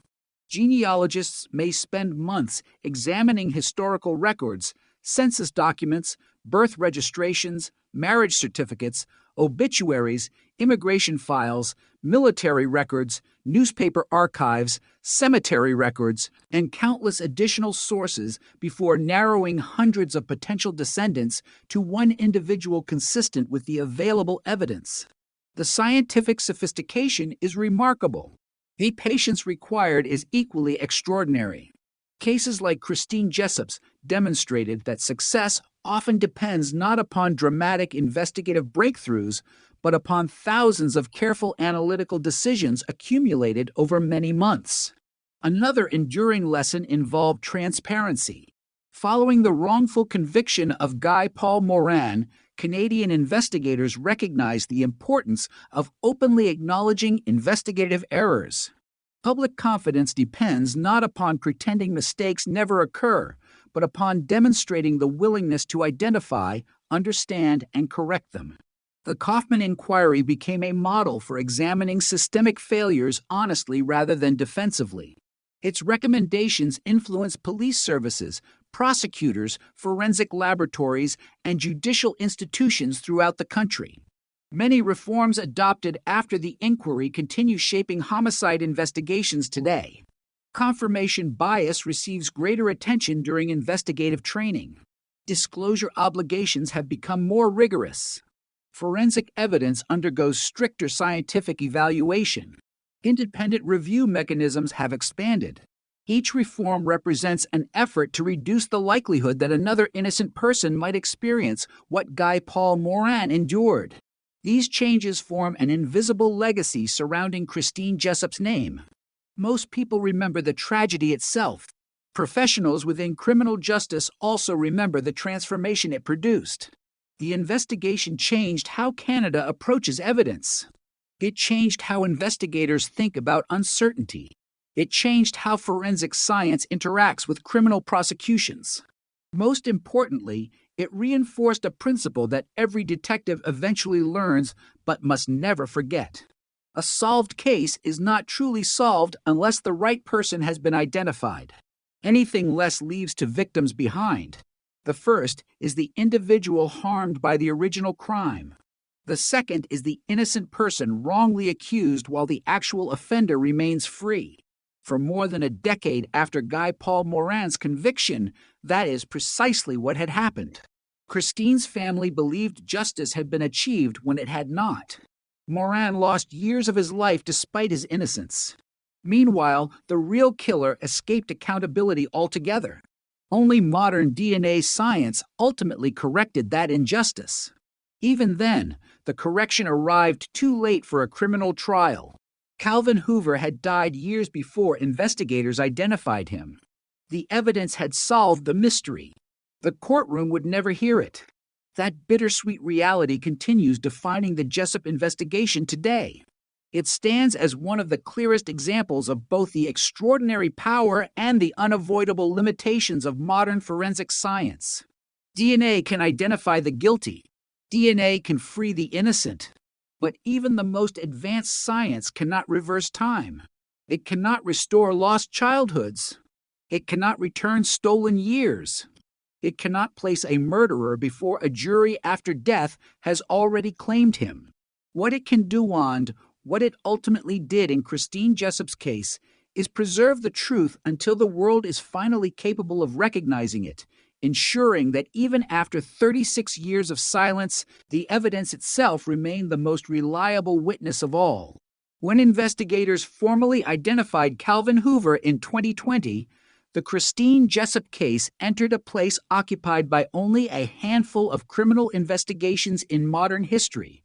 It was no longer simply a solved homicide. It had become a landmark in the evolution of forensic science, criminal justice, and cold case investigation. Police officers, prosecutors, forensic scientists, legal scholars, and criminologists began studying the case not only because of the crime itself, but because nearly every stage of the investigation illustrated a lesson that would influence future generations.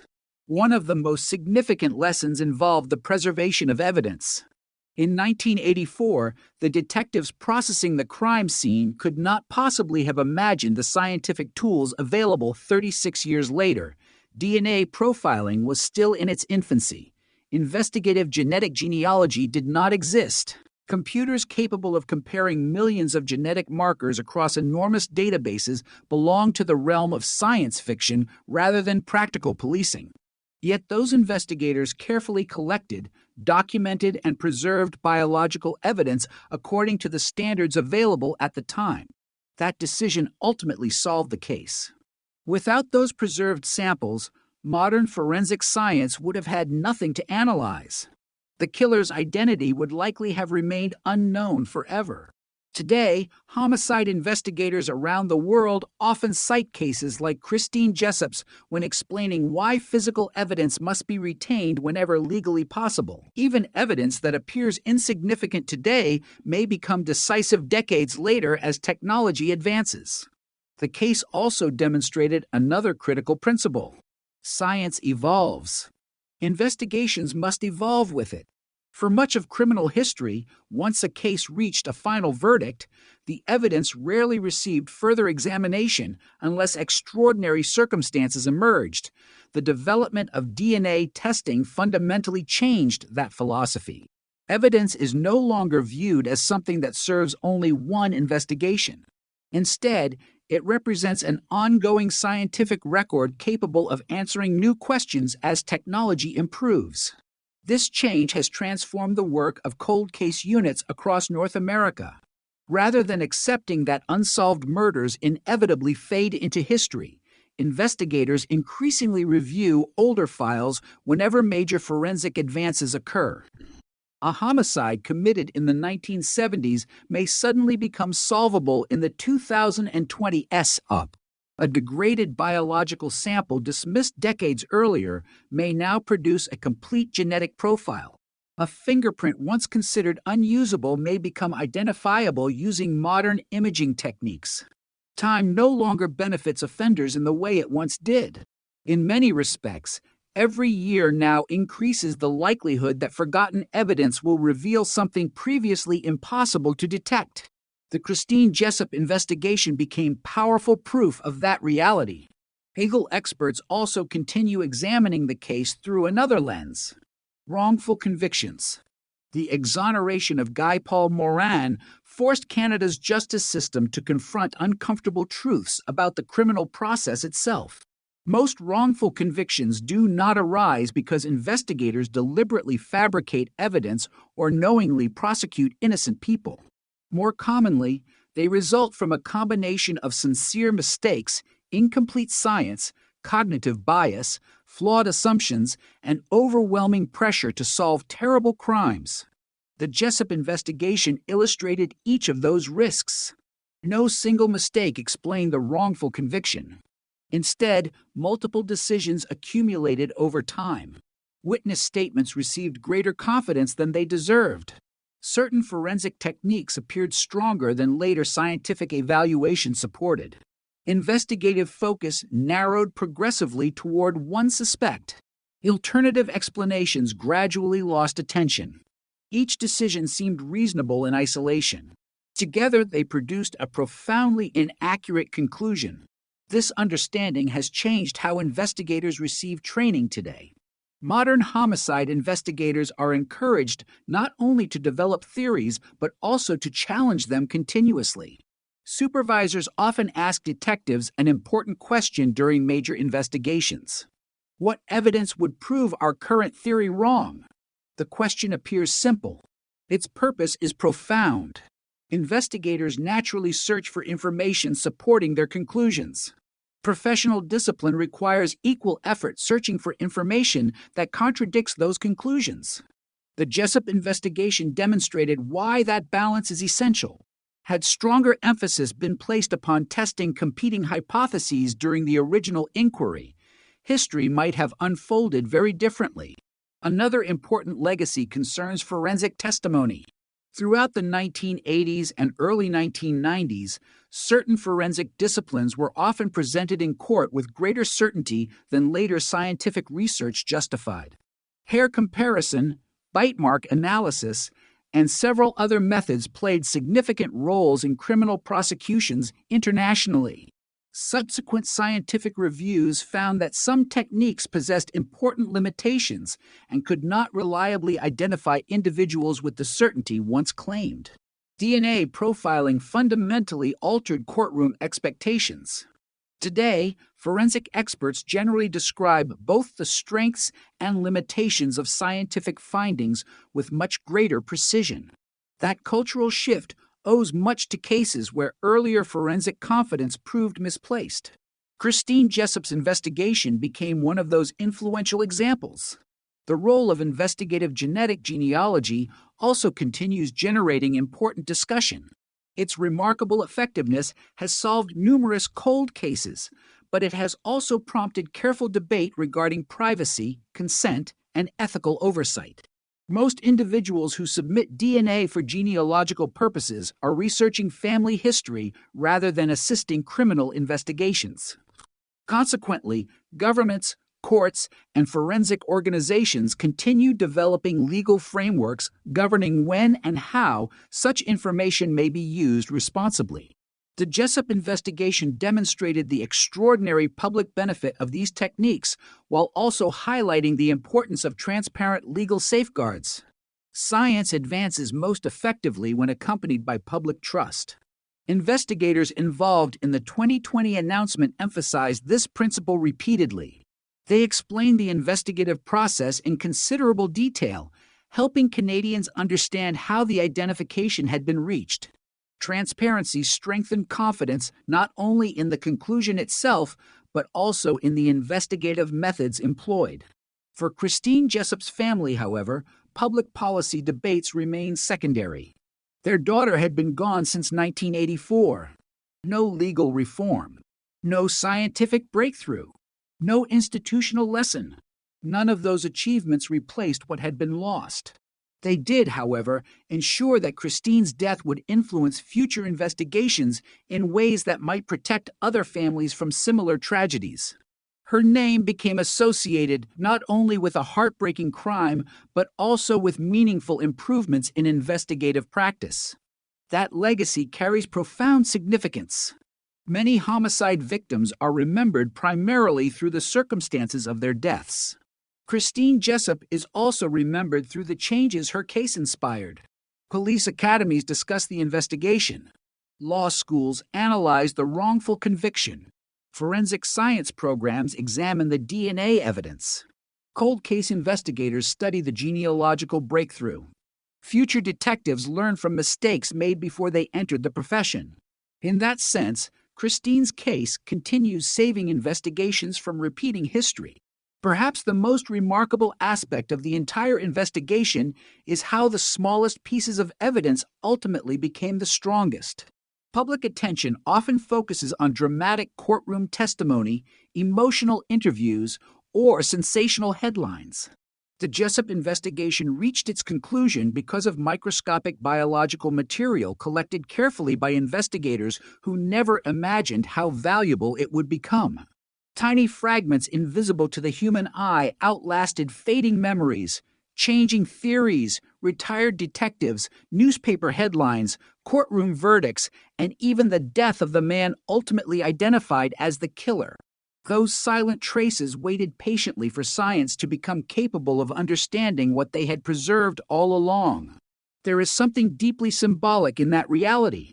Human memory weakens. Documents disappear. Witnesses forget. Communities change. Entire generations grow older. Yet carefully preserved evidence remains unchanged, carrying within it a factual record untouched by emotion, publicity, or speculation. That enduring reliability explains why forensic science has become the cornerstone of modern homicide investigation. Not because it replaces detectives, not because it eliminates uncertainty, but because, when applied carefully and objectively, it allows evidence to speak with a clarity that human recollection sometimes cannot. The Christine Jessup investigation ultimately became a conversation between two different eras. One relied primarily upon traditional investigative methods available in 1984. The other relied upon scientific capabilities unimaginable at the time of the crime. Between those eras lay 36 years of unanswered questions, institutional reflection, technological innovation, and relentless determination. When those two worlds finally met, the truth that had remained hidden for more than 3 decades emerged not through chance or confession, but through the quiet persistence of evidence that had never stopped waiting to be understood. 36 years is longer than many criminal careers. It is longer than countless police careers, longer than the childhood and adulthood of an entire generation. When Christine Jessup disappeared in October 1984, detectives documented the crime using cameras loaded with photographic film, handwritten notebooks, paper maps, and filing cabinets packed with physical reports. When her killer was identified in 2020, investigators relied upon sophisticated DNA sequencing, digital genealogy, advanced forensic computing, and decades of accumulated scientific knowledge. Few criminal investigations have stretched across such dramatically different eras of policing, making the Jessup case a remarkable bridge between the past and the future of homicide investigation. For young investigators entering law enforcement today, the case often serves as a reminder that every homicide investigation begins with uncertainty. At the crime scene, detectives rarely know which observations will eventually matter. A seemingly insignificant fiber may become decisive decades later. A biological sample overlooked by contemporary science may transform into the strongest evidence available once technology advances. Every decision made during the earliest hours of an investigation therefore carries consequences extending far beyond the immediate search for a suspect. Experienced homicide detectives frequently describe crime scenes as moments frozen in time. The victim cannot speak. The offender has disappeared. The physical evidence becomes the only impartial witness remaining. Its testimony does not depend upon memory or emotion. It waits. Sometimes for days. Sometimes for years. Occasionally, as in Christine Jessup's case, for more than 3 decades. That philosophy has reshaped evidence collection procedures throughout Canada. Investigators now routinely preserve exhibits with future scientific advances in mind rather than limiting their expectations to current laboratory capabilities. This long-term perspective represents one of the most enduring practical lessons arising from the Jessup investigation. Cold case investigators often speak about another important concept: patience. Popular culture frequently portrays investigations as races against time, with detectives solving crimes through dramatic confrontations before crucial deadlines expire. Reality often unfolds differently. Many homicide investigations become marathons measured not in hours but in decades. Detectives retire. Successors inherit unfinished work. Files move from active desks to specialized cold case units before returning unexpectedly to active investigation years later. Christine Jessup's case followed exactly that path. What distinguished the investigation was not constant dramatic activity, but sustained institutional commitment. The evidence remained preserved. The files remained accessible. The case remained open. Every major forensic development prompted renewed examination.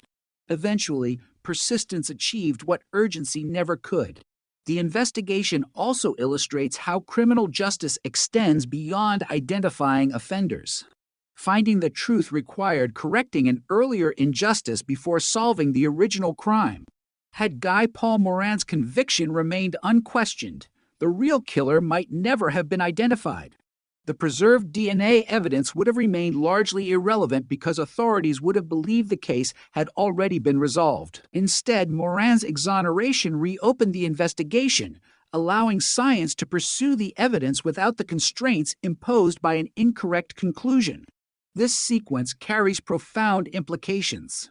Wrongful convictions harm innocent defendants. They also delay justice for victims. Every mistaken prosecution allows the actual offender to remain unidentified. In the Jessup investigation, those parallel injustices existed simultaneously for years. Christine's family believed justice had been achieved when it had not. Moran remained imprisoned despite his innocence. The true offender continued living freely. Only objective forensic evidence eventually corrected all three realities. The case therefore occupies a unique position within Canadian legal history. It represents both one of the country's most significant wrongful convictions and one of its most important cold case identifications. Those two achievements cannot be separated because each made the other possible. Legal education continues emphasizing this relationship. Students examining the Kaufman inquiry frequently discover that its recommendations extend well beyond homicide investigations. Many reforms influence broader criminal procedure, disclosure obligations, forensic laboratory practices, prosecutorial responsibilities, and judicial education. One recurring lesson involves intellectual humility. Investigators naturally develop theories. Prosecutors naturally construct arguments. Defense attorneys naturally challenge those arguments. Judges naturally evaluate competing interpretations. Every participant in the justice system performs an essential role. The Jessup investigation demonstrated that all participants must remain willing to reconsider earlier conclusions when reliable new evidence emerges. Science demands no less. Another enduring contribution involves public confidence. Wrongful convictions understandably undermine trust in criminal justice institutions. The response to such errors often determines whether confidence can be rebuilt. Canada's willingness to conduct the Kaufman inquiry publicly, acknowledge investigative failures, compensate Guy Paul Moran, and continue pursuing Christine Jessup's actual killer demonstrated a commitment to institutional accountability rather than institutional denial. That transparency became an important part of the investigation's legacy. Public trust does not require perfection. It requires honesty. The forensic community also regards the case as an example of responsible scientific evolution. Earlier investigators did not intentionally misuse DNA technology. The technology simply did not exist.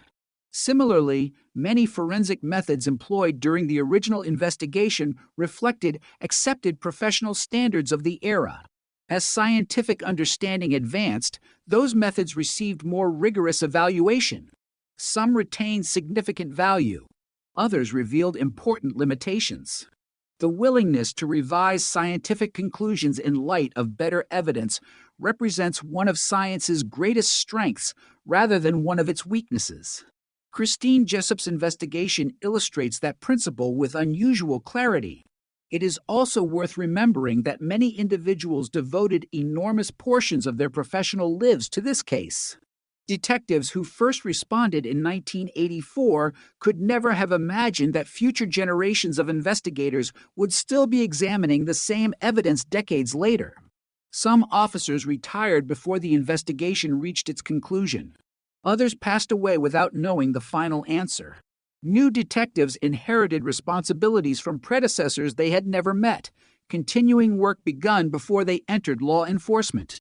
That continuity reflects another often overlooked aspect of homicide investigation. Institutions remember even when individuals cannot. Case files preserve knowledge across generations. Evidence survives changes in personnel. Justice, although delayed, remains possible because investigations extend beyond individual careers. For Christine Jessup's family, however, professional continuity carried deeply personal meaning. Every new detective represented renewed hope. Every scientific advance suggested another opportunity. Every announcement from investigators revived memories many families might prefer to leave undisturbed, yet could never truly escape.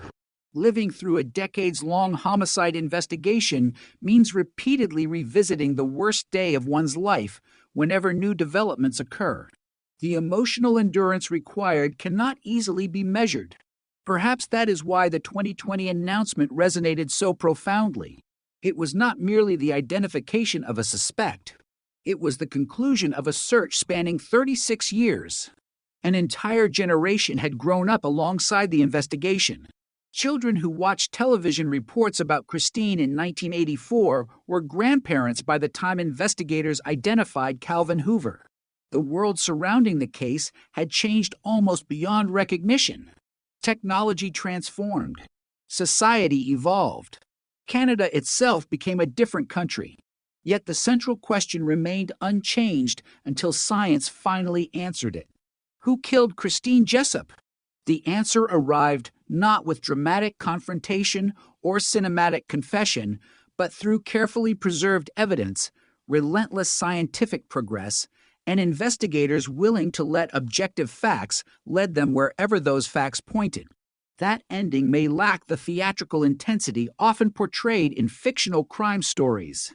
Its significance is far greater, because unlike fiction, the Jessup investigation reminds us that truth is rarely discovered in a single brilliant moment.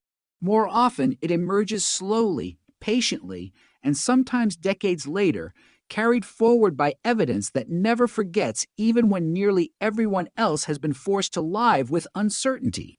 Long after the headlines faded and the press conferences ended, the Christine Jessup investigation continued to influence conversations far beyond Canada. Police academies, forensic laboratories, universities, and judicial training programs examined the case as a powerful reminder that the pursuit of justice is never static. Criminal investigations evolve because science evolves. Courtrooms evolve because evidence evolves. Even the way investigators think about certainty evolves. Cases once believed impossible to solve are reopened. Convictions once believed unquestionable are re-examined. The Jessup investigation became one of the clearest demonstrations that justice is not a destination reached once and forever. It is a process that must remain willing to confront new evidence, no matter how much time has passed. Cold case investigators often describe unsolved homicides as conversations interrupted rather than stories finished. The victim can no longer speak. The witnesses gradually disappear. Memories fade, and physical landscapes change. Yet somewhere inside an evidence locker, sealed and carefully documented, pieces of that conversation remain preserved. A biological sample, a fingerprint, a strand of hair, a fiber caught within clothing. These silent fragments wait for technology capable of asking better questions than investigators could ask decades earlier.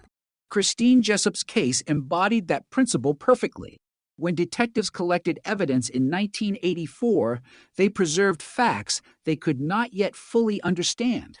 Those facts remained unchanged. Only humanity's ability to interpret them improved. That distinction has fundamentally reshaped homicide investigations throughout much of the world. Today, experienced investigators routinely remind younger detectives that evidence collected with care may one day solve crimes they themselves will never witness resolved. Some cases remain open for 50 years, others for 60. Increasingly, those numbers no longer represent impossibility. They represent opportunity. The emergence of investigative genetic genealogy accelerated that transformation. Unlike traditional forensic methods, genetic genealogy reaches beyond known offenders. It recognizes that every individual belongs to an extended biological network stretching backward through generations. Even when an offender never encounters law enforcement, family relationships preserved within DNA may eventually provide investigators with a path toward identification. The technique has revolutionized numerous cold case investigations, but its success depends upon far more than technology alone. It requires meticulous documentation, proper evidence preservation, strict laboratory procedures, careful genealogical research, responsible legal oversight, patient investigative work. The Jessup investigation demonstrated how each of those elements must function together. DNA did not magically reveal Calvin Hoover's identity. Investigators and genealogists spent countless hours reconstructing family histories, verifying relationships, eliminating alternative possibilities, and ensuring that every conclusion rested upon reliable evidence rather than assumption. The scientific achievement attracted headlines. The painstaking investigative discipline made that achievement possible. The case also became a lasting reminder that time itself can alter the meaning of evidence. In 1984, the preserved biological material represented an important but limited source of forensic information. By the mid-1990s, the same evidence possessed enough scientific power to exonerate Guy Paul Moran. By 2020, advances in genetic genealogy allowed investigators to identify Calvin Hoover. The evidence never changed. Science did. That remarkable progression illustrates why forensic laboratories increasingly preserve exhibits for decades rather than years. Investigators cannot predict which future technological breakthroughs may transform seemingly ordinary evidence into decisive proof. Legal professionals continue examining another important aspect of the Jessup investigation: the relationship between certainty and humility. Criminal justice requires confidence when evidence is strong. It also requires humility when evidence is incomplete. The original investigation demonstrated the dangers of allowing confidence to outpace available proof. The later DNA analysis demonstrated the importance of remaining open to correction when new scientific information emerges. These principles now influence investigative training throughout Canada. Detectives are encouraged to document alternative theories. Supervisors routinely challenge investigative assumptions. Forensic experts describe both strengths and limitations of scientific findings with greater precision than previous generations. None of these reforms guarantees perfection. Human judgment will always remain part of criminal investigation, but together they reduce the likelihood that one mistaken assumption will gradually harden into accepted fact without sufficient evidentiary support. Another lasting consequence involves the public understanding of forensic science itself. Television dramas often portray DNA as instantaneous, infallible, and effortless. Reality is considerably more complex. Successful forensic investigation depends upon evidence collected correctly at the crime scene, preserved without contamination, analyzed using validated scientific methods, interpreted cautiously, and presented honestly. The Jessup investigation illustrated every stage of that process. Its success emerged not from dramatic laboratory moments, but from decades of careful professional work performed by countless individuals across multiple disciplines. Police officers protected evidence. Forensic scientists preserved and analyzed it. Genealogists reconstructed family histories. Prosecutors and legal advisors evaluated investigative findings. Cold case detectives coordinated years of review. Justice resulted from collaboration rather than individual brilliance. Perhaps that is one reason the case continues resonating so deeply among criminal investigators. It reminds them that solving a homicide rarely depends upon one extraordinary detective. More often, it reflects the combined efforts of many professionals working across generations. The detective who first sealed an evidence envelope in 1984 likely never imagined that another investigator would open it 36 years later using technologies not yet invented. Yet that continuity became the investigation's greatest strength. Knowledge passed from one generation of investigators to the next. The evidence remained constant. The methods improved. The search continued. For Christine Jessup's family, however, these institutional lessons existed alongside deeply personal memories. Every anniversary remained October 3rd. Every family gathering included an empty place. Every passing year measured not simply the duration of an investigation, but the absence of a daughter, a sister, a child whose future had ended before it truly began. Scientific progress answered the question of who was responsible. It could never restore the years stolen from those who loved her. That distinction matters. Cold cases are often discussed through statistics, investigative techniques, and legal developments. Behind every file number stands a real family whose experience cannot be reduced to forensic success alone. The identification of Calvin Hoover represented justice in an investigative sense. Emotionally, no investigation can erase grief accumulated over decades. Perhaps that is why Christine Jessup's story continues carrying such profound emotional weight. It is simultaneously a story of heartbreaking loss, institutional failure, scientific triumph, and persistent hope. Each element depends upon the others. Without the tragedy, there would have been no investigation. Without the wrongful conviction, there would have been no sweeping reforms. Without preserved evidence, there would have been no DNA breakthrough. Without decades of perseverance, there would have been no identification. Every chapter contributed to the final understanding of the case. Today, when detectives reopen aging homicide files stored in archives, many do so with renewed confidence inspired by investigations like Christine Jessup's. They understand that an unsolved murder is not necessarily an unsolvable one. The truth may simply be waiting for tomorrow's science. Every preserved exhibit represents possibility.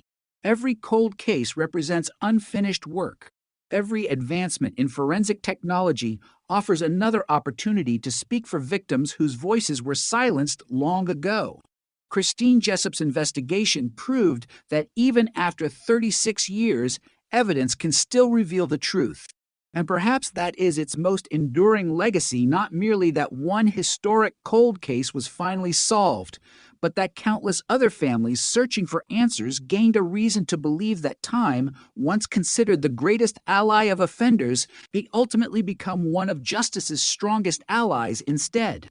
By the time the Christine Jessup investigation reached its final chapter, it had become far more than the story of a single crime. It had become a case study in how criminal investigations survive the passage of time, how forensic science reshapes long-held assumptions, and how justice sometimes arrives only after decades of relentless persistence. Every stage of the investigation, from the desperate search for a missing 7-year-old in October 1984 to the scientific identification of her killer in 2020, revealed something fundamental about the strengths and limitations of the criminal justice system.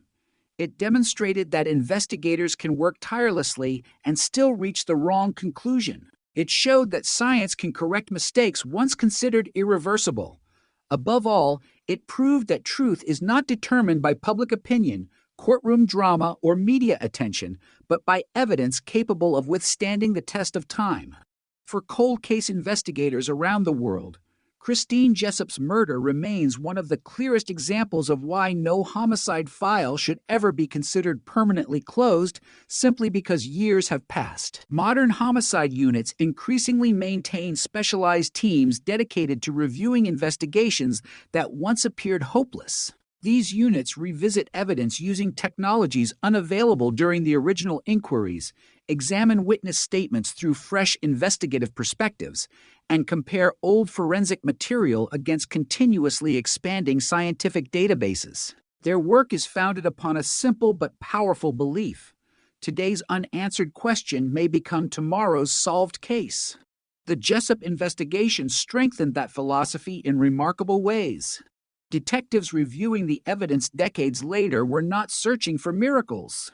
They were searching for opportunities, scientific opportunities, investigative opportunities, analytical opportunities.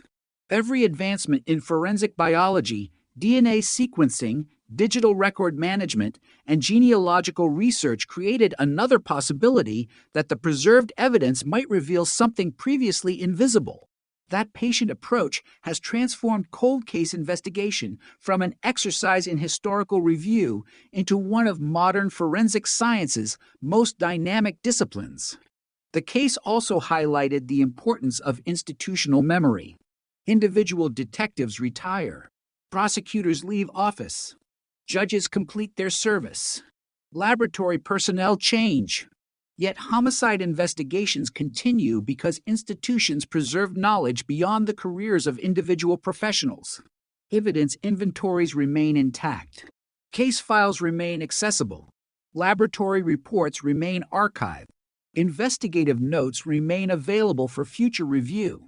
The Christine Jessup investigation depended upon this continuity. Without meticulous record-keeping spanning multiple decades, modern investigators could not have reconstructed earlier decisions, verified evidence histories, or confidently interpret newly obtained forensic results. That continuity serves another important purpose. It allows later generations to evaluate earlier investigations honestly rather than emotionally. History should not judge detectives working in 1984 by scientific tools developed decades later. These investigators used the best techniques available at the time. At the same time, history must acknowledge when those techniques proved insufficient or when investigative assumptions contributed to incorrect conclusions. The Jessup investigation encourages precisely that balanced perspective. Respect for effort, honesty about error, commitment to improvement. Those principles continue shaping police training throughout Canada. Young investigators studying the case quickly discover that successful homicide investigation depends upon far more than determination. Critical thinking becomes essential. Confirmation bias must be recognized before it influences investigative judgment. Alternative theories deserve meaningful consideration. Witness reliability requires careful evaluation. Forensic evidence must be interpreted according to validated scientific standards rather than investigative expectations. Every one of these lessons appears within the history of the Jessup investigation. Another lasting influence involves interdisciplinary cooperation. Modern homicide investigations increasingly rely upon professionals from multiple specialized fields working together. Crime scene investigators document evidence. Forensic biologists analyze DNA. Genealogists reconstruct family histories. Digital analysts examine electronic records. Behavioral specialists provide investigative insight. Prosecutors advise on legal considerations. No single discipline alone could have solved Christine Jessup's murder. The investigation succeeded because specialists combined their expertise while allowing objective evidence to guide each stage of the inquiry. This collaborative model has become increasingly common throughout complex cold case investigations. The case further demonstrated that forensic science is not static knowledge but an evolving process. Scientific conclusions remain subject to refinement as new research emerges. Methods accepted during one decade may later receive modification or replacement. This willingness to improve distinguishes science from belief. The Jessup investigation illustrates that principle with unusual clarity. Hair comparison once occupied a prominent place in forensic investigation. DNA profiling later provided significantly greater discriminatory power. Investigative genetic genealogy expanded possibilities even further. Each advancement built upon earlier work while correcting previous limitations. Rather than undermining confidence in forensic science, this progression strengthens it because scientific credibility depends upon continuous testing, verification, and improvement. Public understanding of these developments has also evolved. Cases like Christine Jessup's helped ordinary citizens appreciate why evidence preservation matters so profoundly. An aging biological sample stored carefully for decades may someday identify a killer. A fingerprint dismissed by older technology may become identifiable using improved analytical methods. A homicide once considered permanently unsolved may suddenly produce answers after generations of uncertainty. This awareness has increased public support for maintaining cold case units and preserving forensic evidence long after trials conclude. Families of homicide victims frequently cite investigations like Christine Jessup's as reasons to continue believing that answers remain possible despite the passage of time. Perhaps one of the most remarkable aspects of the case is its demonstration that truth possesses extraordinary resilience. Human beings make mistakes. Witnesses misremember events. Investigators develop incorrect theories. Jurors sometimes reach flawed conclusions. Entire institutions can travel down the wrong path despite sincere intentions. Yet physical evidence, when properly preserved, retains an extraordinary capacity to correct those mistakes.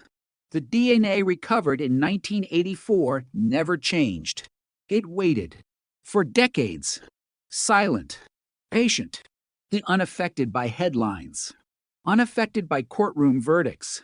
Unaffected by public opinion. Eventually, science became capable of hearing what that evidence had been saying all along. That reality offers hope far beyond one investigation. Across evidence rooms throughout the world, countless unsolved homicide cases contain preserved exhibits awaiting future scientific breakthroughs. Some involve crimes committed before DNA analysis existed.